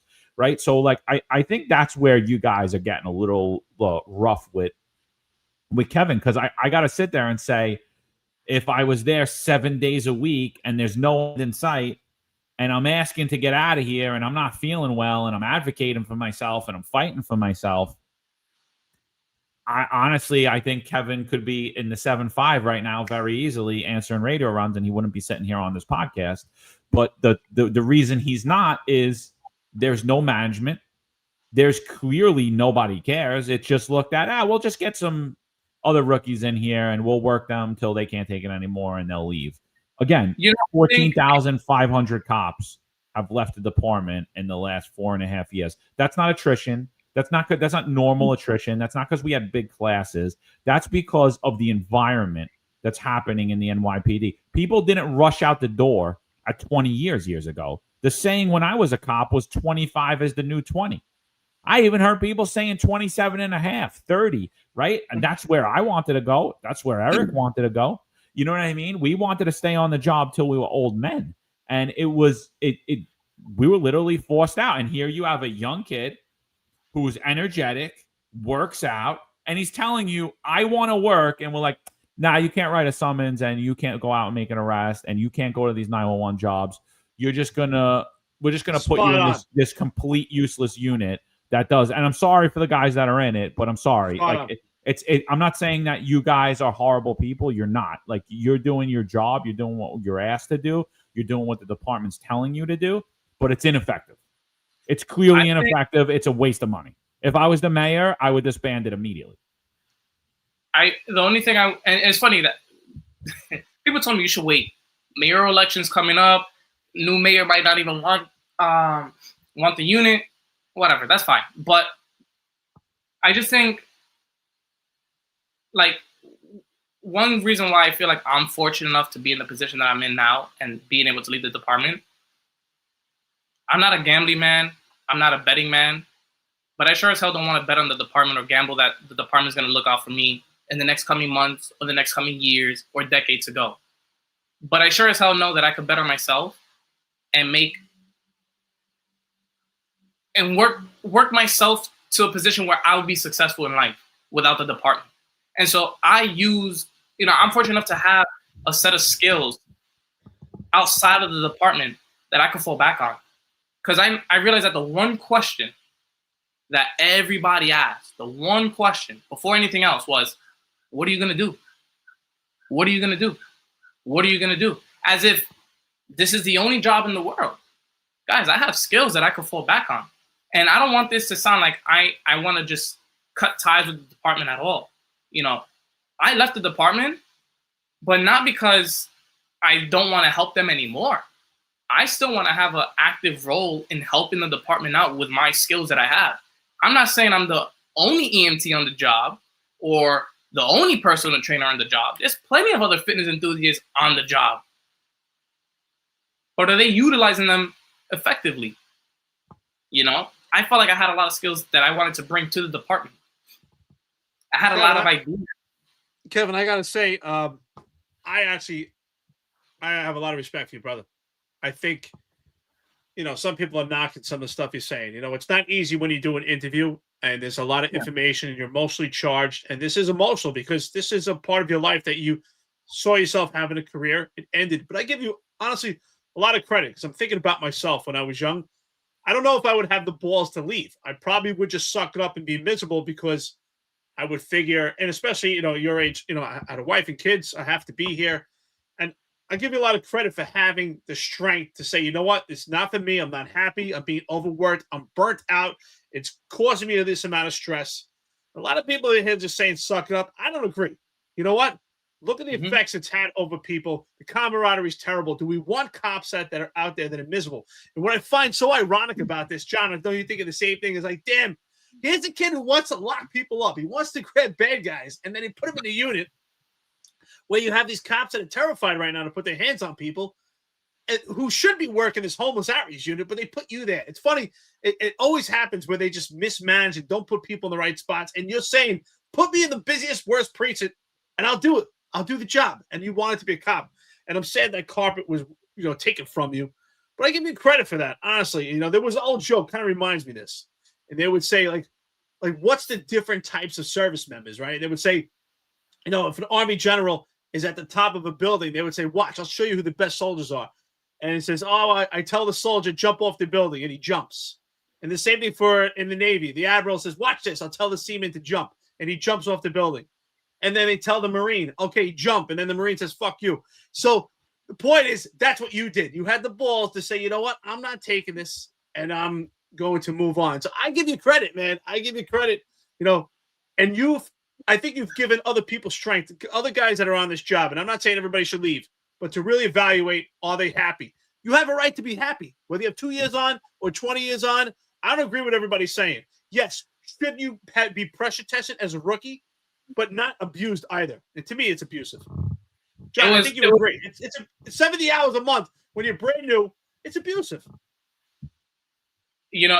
One thing that really got to me was, again, like I said, I know what it takes to be a cop. I know it's part of the job to lose your days, to work long hours, whatever. But being and again, I want to stress it's more because of the unit that I was in.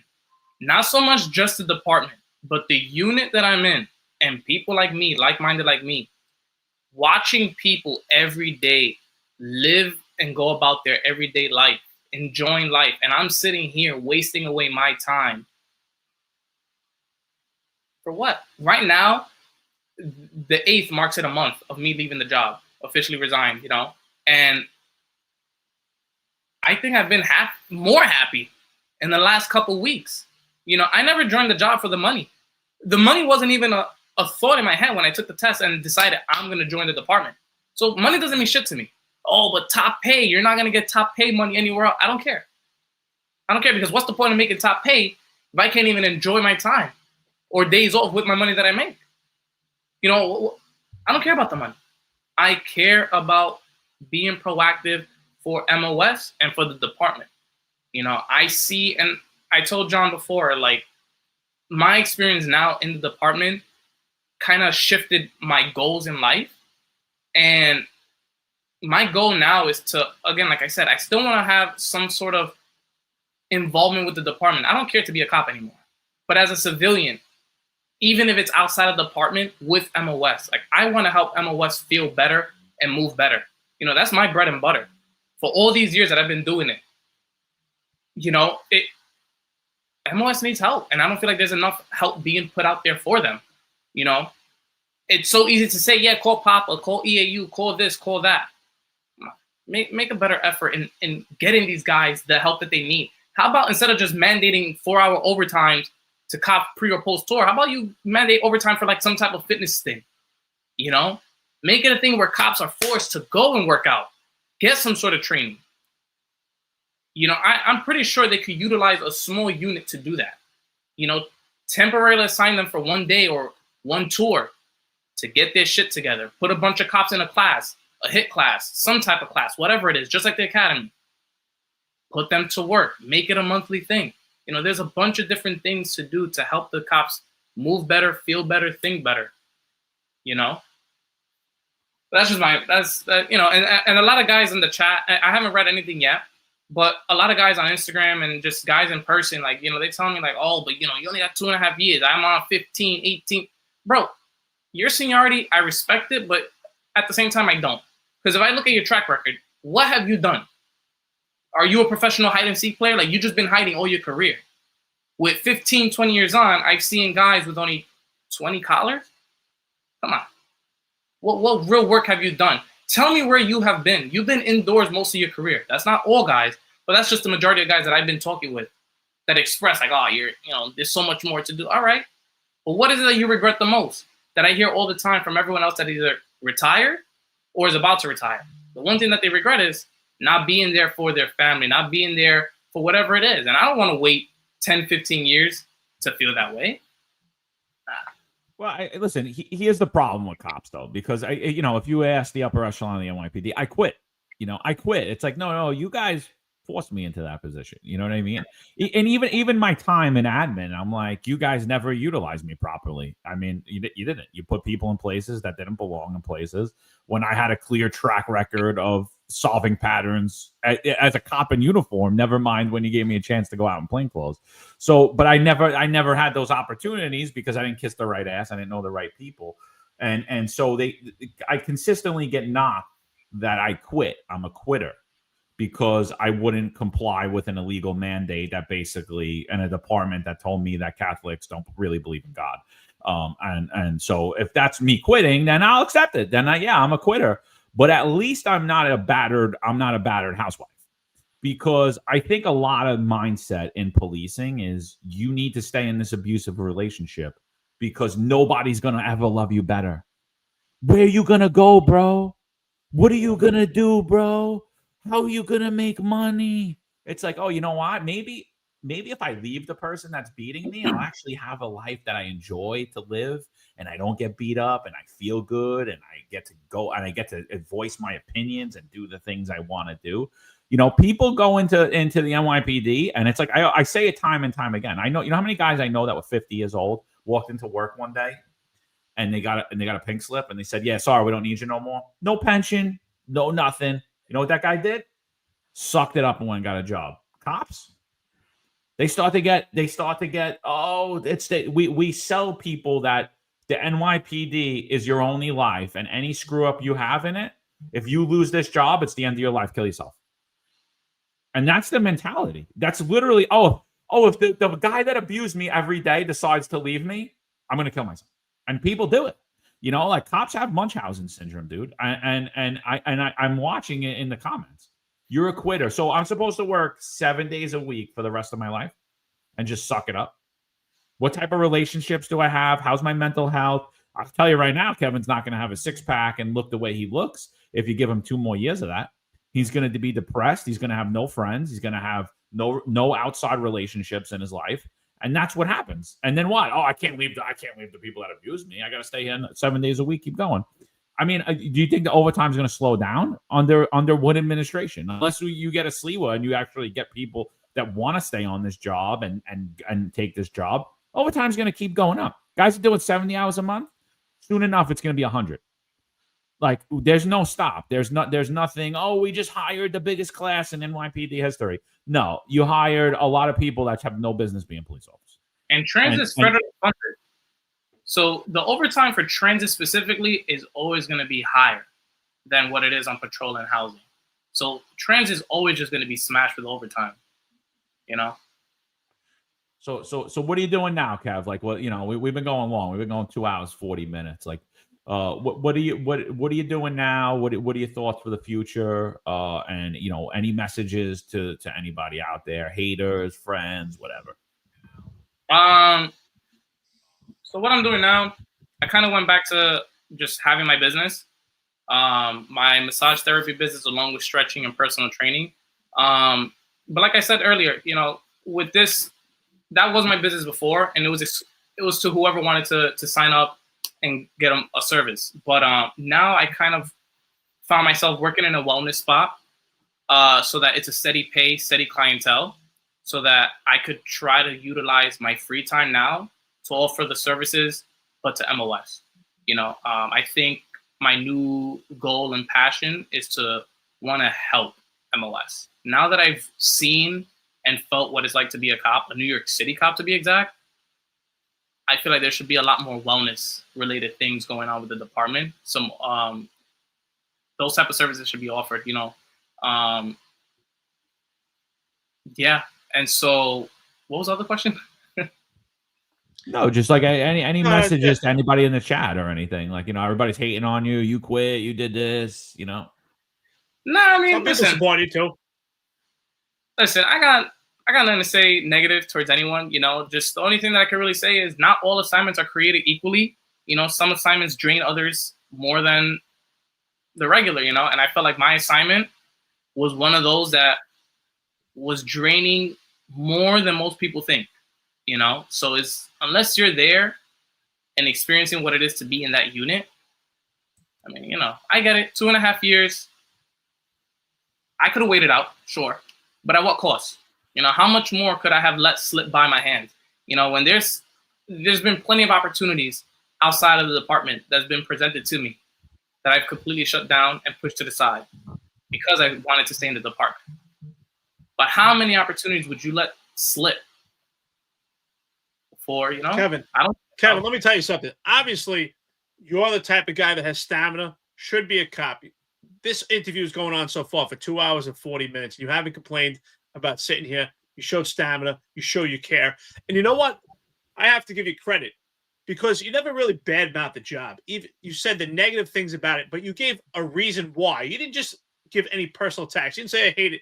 You said, here's why. It's deteriorating my mental health. It's deteriorating my stress. My stress levels are up. I'm in an environment I don't want to be in. This is what I wanted for the job. You've given a good balance. And so for that, I have a lot of respect for you. So 2 hours and 40 minutes into it. Like, share, and subscribe. I want to thank the chat for being engaged. I even want to thank those in opposition. All right, but think about what you're saying here. Think about, would you have the balls when you're in Kevin's position to say, you know what, I'm not happy and I deserve to be happy? Because in the end, it's just a job. You deserve to be happy your entire life. And let me tell you something. You're 28, life goes quick. You wake up, you're 45. You wake up, you're 60. It goes very quick. You have a right to be happy. So what is your message to the cops that are out there right now? Because more than 50% of the job has less than 5 years on. And they're stressed. They're overworked. What is your message to them? Should they stay? Should they go? Should they evaluate? What would you say to someone right now in the same position as you? I would, my one message to that would be, if you have the time and the ability to build yourself outside of the job, learn new skills, obtain a new set of skills that you can fall back on, try to build yourself outside of the job so that if it does get too much, you can at least have something to fall back on. You know, that's what I had. And that's why I'm at the position where I'm at. And actually, can I just say one thing? Yeah, sure.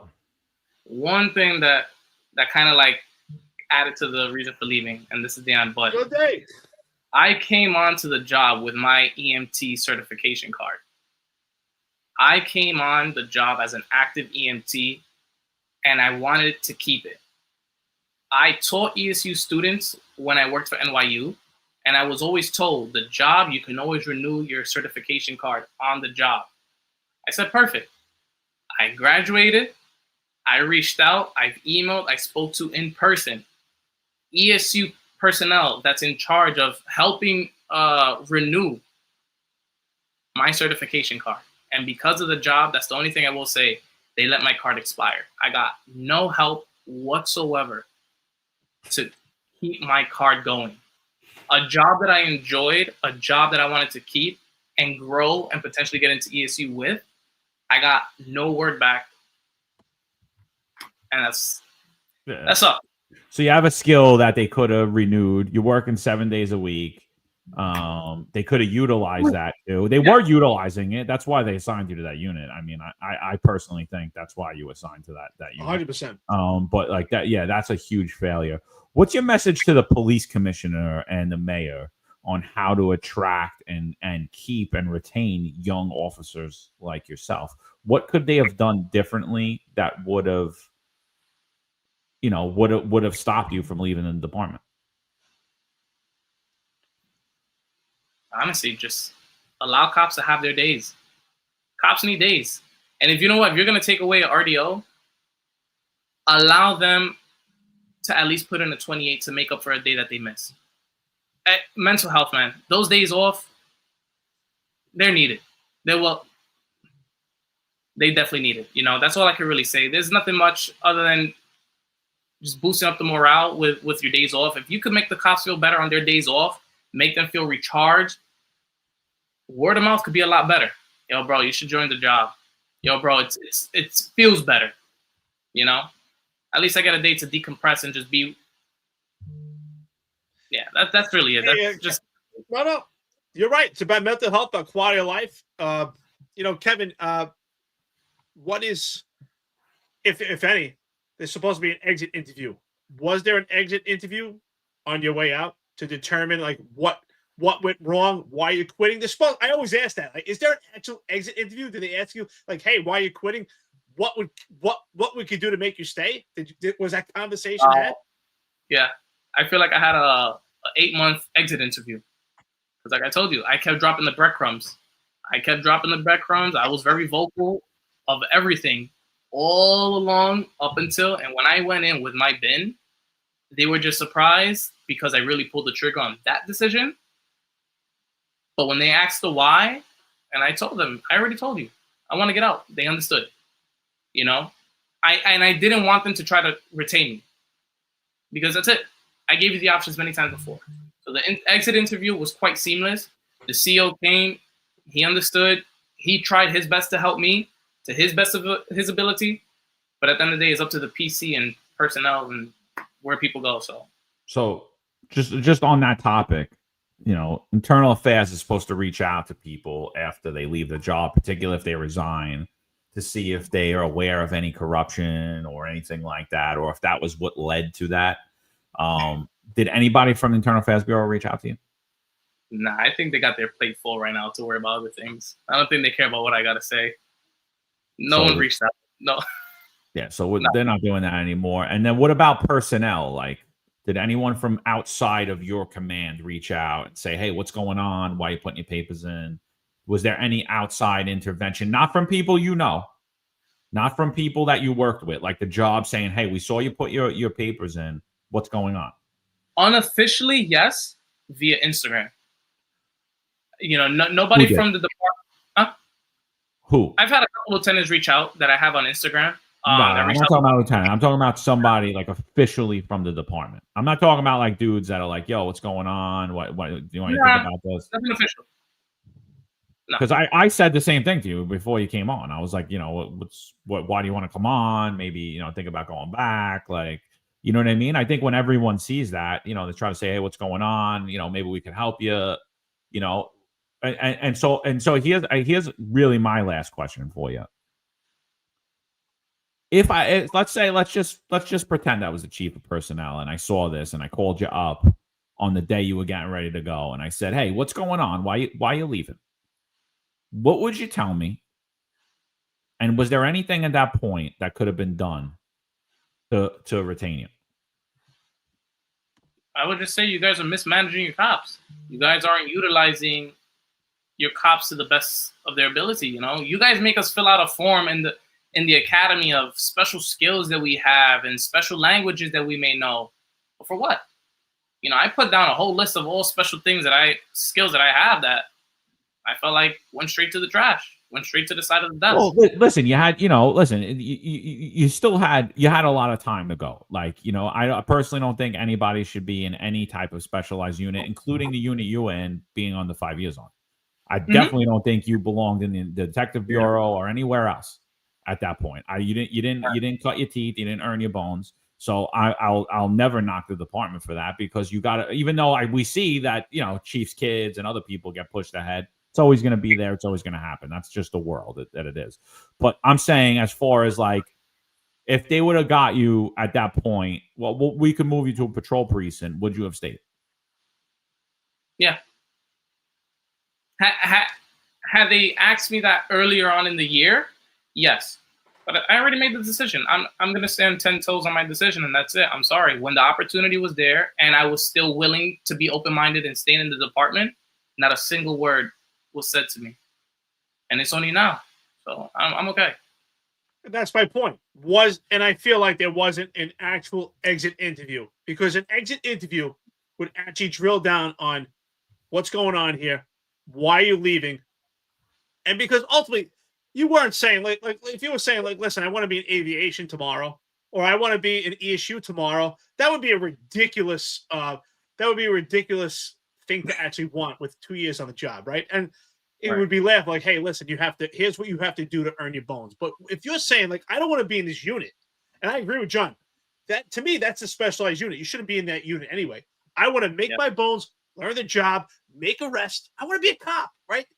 If you're a kid and you're watching cop shows, you're not watching about someone being the telephone switchboard operator. You're not watching someone be the RMP, the planner at the precinct. You want to be a cop. You want to work the beat, whether it's in a car or on foot. You want to chase down bad guys.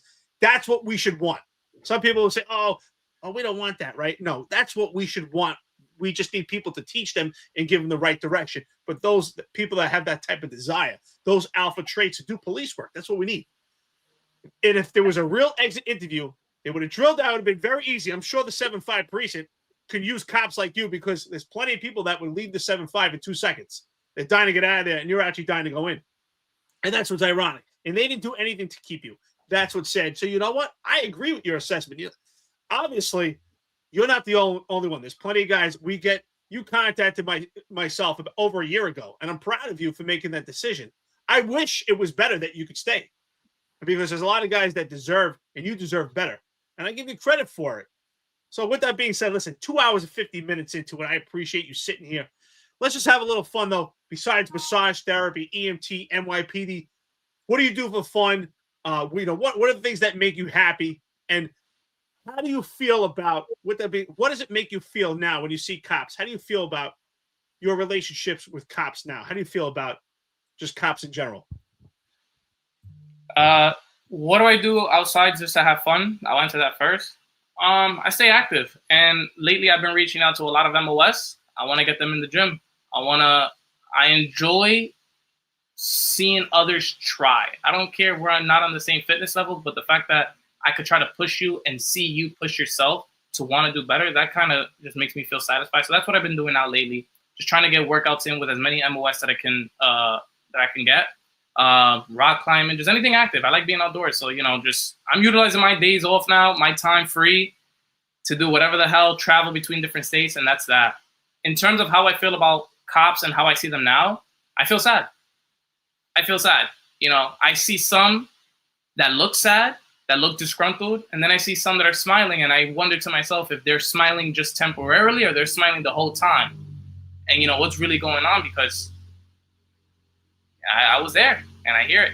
So, I just hope that the ones that are smiling, I really hope that they truly are genuinely happy where they are, because I've seen many smiles that led to untimely demise, and that's where they fooled us. So I just really hope that they're truly happy. And if they're not, hey, listen, you got my Instagram down. My Instagram is public. It's always been public. Any questions, any concerns, I'm not here to gatekeep. I like holding my integrity and being honest. And, if I can help anyone out, that's what I'm here for, really, in any way that I could possibly can. Nah, dude, I enjoyed meeting you and enjoyed talking to you when we talked. I enjoyed talking to you here.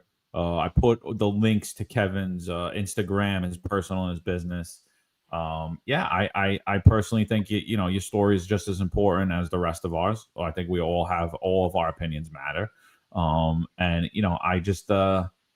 think you got a lot of balls, dude. I think you got a lot more balls than most people. People like, have a guy that just left in 20 because the overtime wasn't good. Yeah, we'll have that guy on. Does he have enough balls to come on?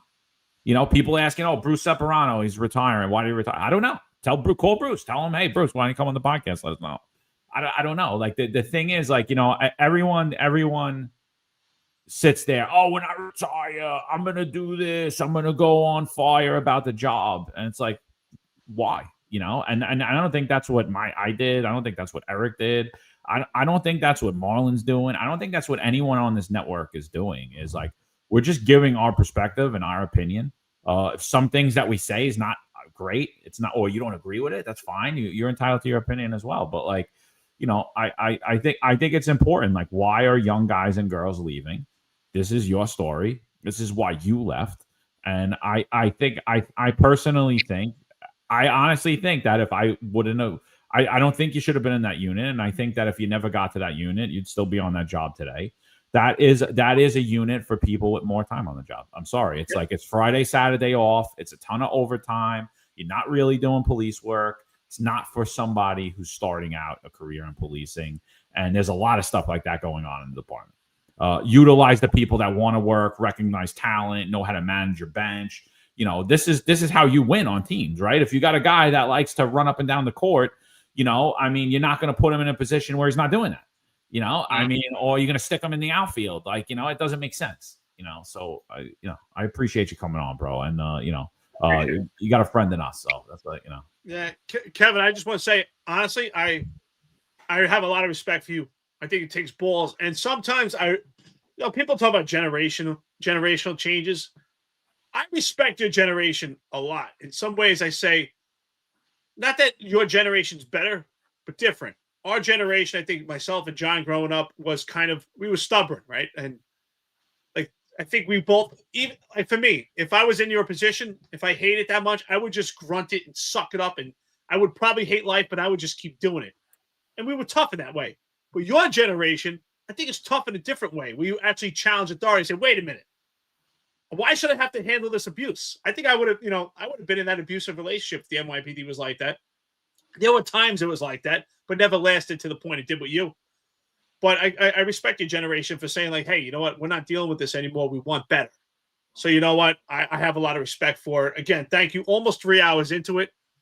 I really appreciate you coming on here. It takes a lot of guts, brother. A lot of guts. For people here that are hating on you, just think about what I told you earlier before you came on. People don't hate on you when they're doing better than you. And if people are hating on you, that means your message is clear. And that means they heard your message and it's important. So with that being said, let's give you the last words. Finest Unfiltered. You heard Kevin Cruz today. Thank you, brother. We appreciate it. I got respect for you. And you know what? And you're making a combination between physically fit and your mental health. God bless you, brother. Keep doing it. Thank you. What do you Any got, last Kevin? words? Close us out, It's your bro. show. Close us out. Come on. Oh, that was a good monologue. I thought we were ending there. No, I got nothing, man. It's a dialogue, not a monologue. No, listen, I got nothing, man. I said what I had to say, and I feel like if there was any other podcast, this would be the podcast to have at least given my opinion on, because you have the accomplishments, you have the track records, you guys put in the time and work. And it just felt like home, just being on this podcast versus other ones that, that are out there. Yeah, last thing, why did you pick this podcast, and did you listen to it while you were active? Believe it or not, I came across your podcast when I started the academy, and you guys kind of like reinforced the things that I was already noticing on my own. Where like, wow, I feel like this isn't right, and you guys would later on in the podcast talk about what I just felt. So everything that I was noticing and feeling, you guys were touching on, and I felt like I wanted to be on this podcast to touch on a lot of the topics that you guys brought up, especially with the tactics and the academy and just, yeah. So it just felt fitting. All right, people, listen, we appreciate everybody on here, even the guys that are making fun of me, Eric and Kevin. We appreciate all of you. I love it. Oh, Omar Sharif is trying to abuse me here. This is hilarious. Thank you, Omar. Don't worry, but we still love you, Omar. Now. Don't worry. We still love you, Omar. Don't worry. So, all right, people. Eric, you got anything before we get out of here, brother? No, man. Impressive, dude. I tell you what, man. It's a shame the NYPD lost it, because obviously you can hold a post. He sat here for almost 3 hours. You know what? I think the chat, actually, they like you. And you turned a lot of people around and made them think, and you gave people ideas. So thank you, brother. And, of course, listen, it's Wednesday. You know what comes tonight? The executive perspective. If you get a chance, Kevin, since you had questions from Rob Lukash and also Ron Layson, they're on tonight. They do the executive perspective. Both retired executives, retired chief, retired inspector. And then, of course, tomorrow, Sal Greco will be on with Michael Dowd. That's going to be quite interesting. So we got a packed week for you. Check it out, Kevin. Check it out, chat. We appreciate it. Take care, everybody. Finest Unfiltered. There's a handful of retired officers that don't live in the state that have a lot to say about the dream team, as I like to call it. All of a sudden, they retire and have a master plan on how to fight crime, but nothing to contribute when they were here. They want to come back and be part of the dream team. What can I say? Law enforcement professionals dedicate their lives to serving and protecting our community. But who's protecting their financial futures? That's where Laidlaw Blue comes in. Our wealth management platform is specifically designed for the law enforcement community. Laidlaw Blue is a division within Laidlaw Wealth Management, run by retired New York City detective John McDermott. His status as a retired detective uniquely positions him to establish a deep connection between Laidlaw Blue and the law enforcement community. Our platform is easy to use and provides a range of financial services, including investment management, retirement planning, and insurance solutions. With Laidlaw Blue, you can secure your financial future and provide for your loved ones. Our team of experienced financial advisors understands the unique challenges and opportunities that law enforcement professionals face. We're here to help you navigate the complexities of financial planning and achieve your goals. Laidlaw Blue. Secure your financial future today. Book a meeting using the QR code displayed or call us directly on 888 901 Blue. That's 888 901 Blue.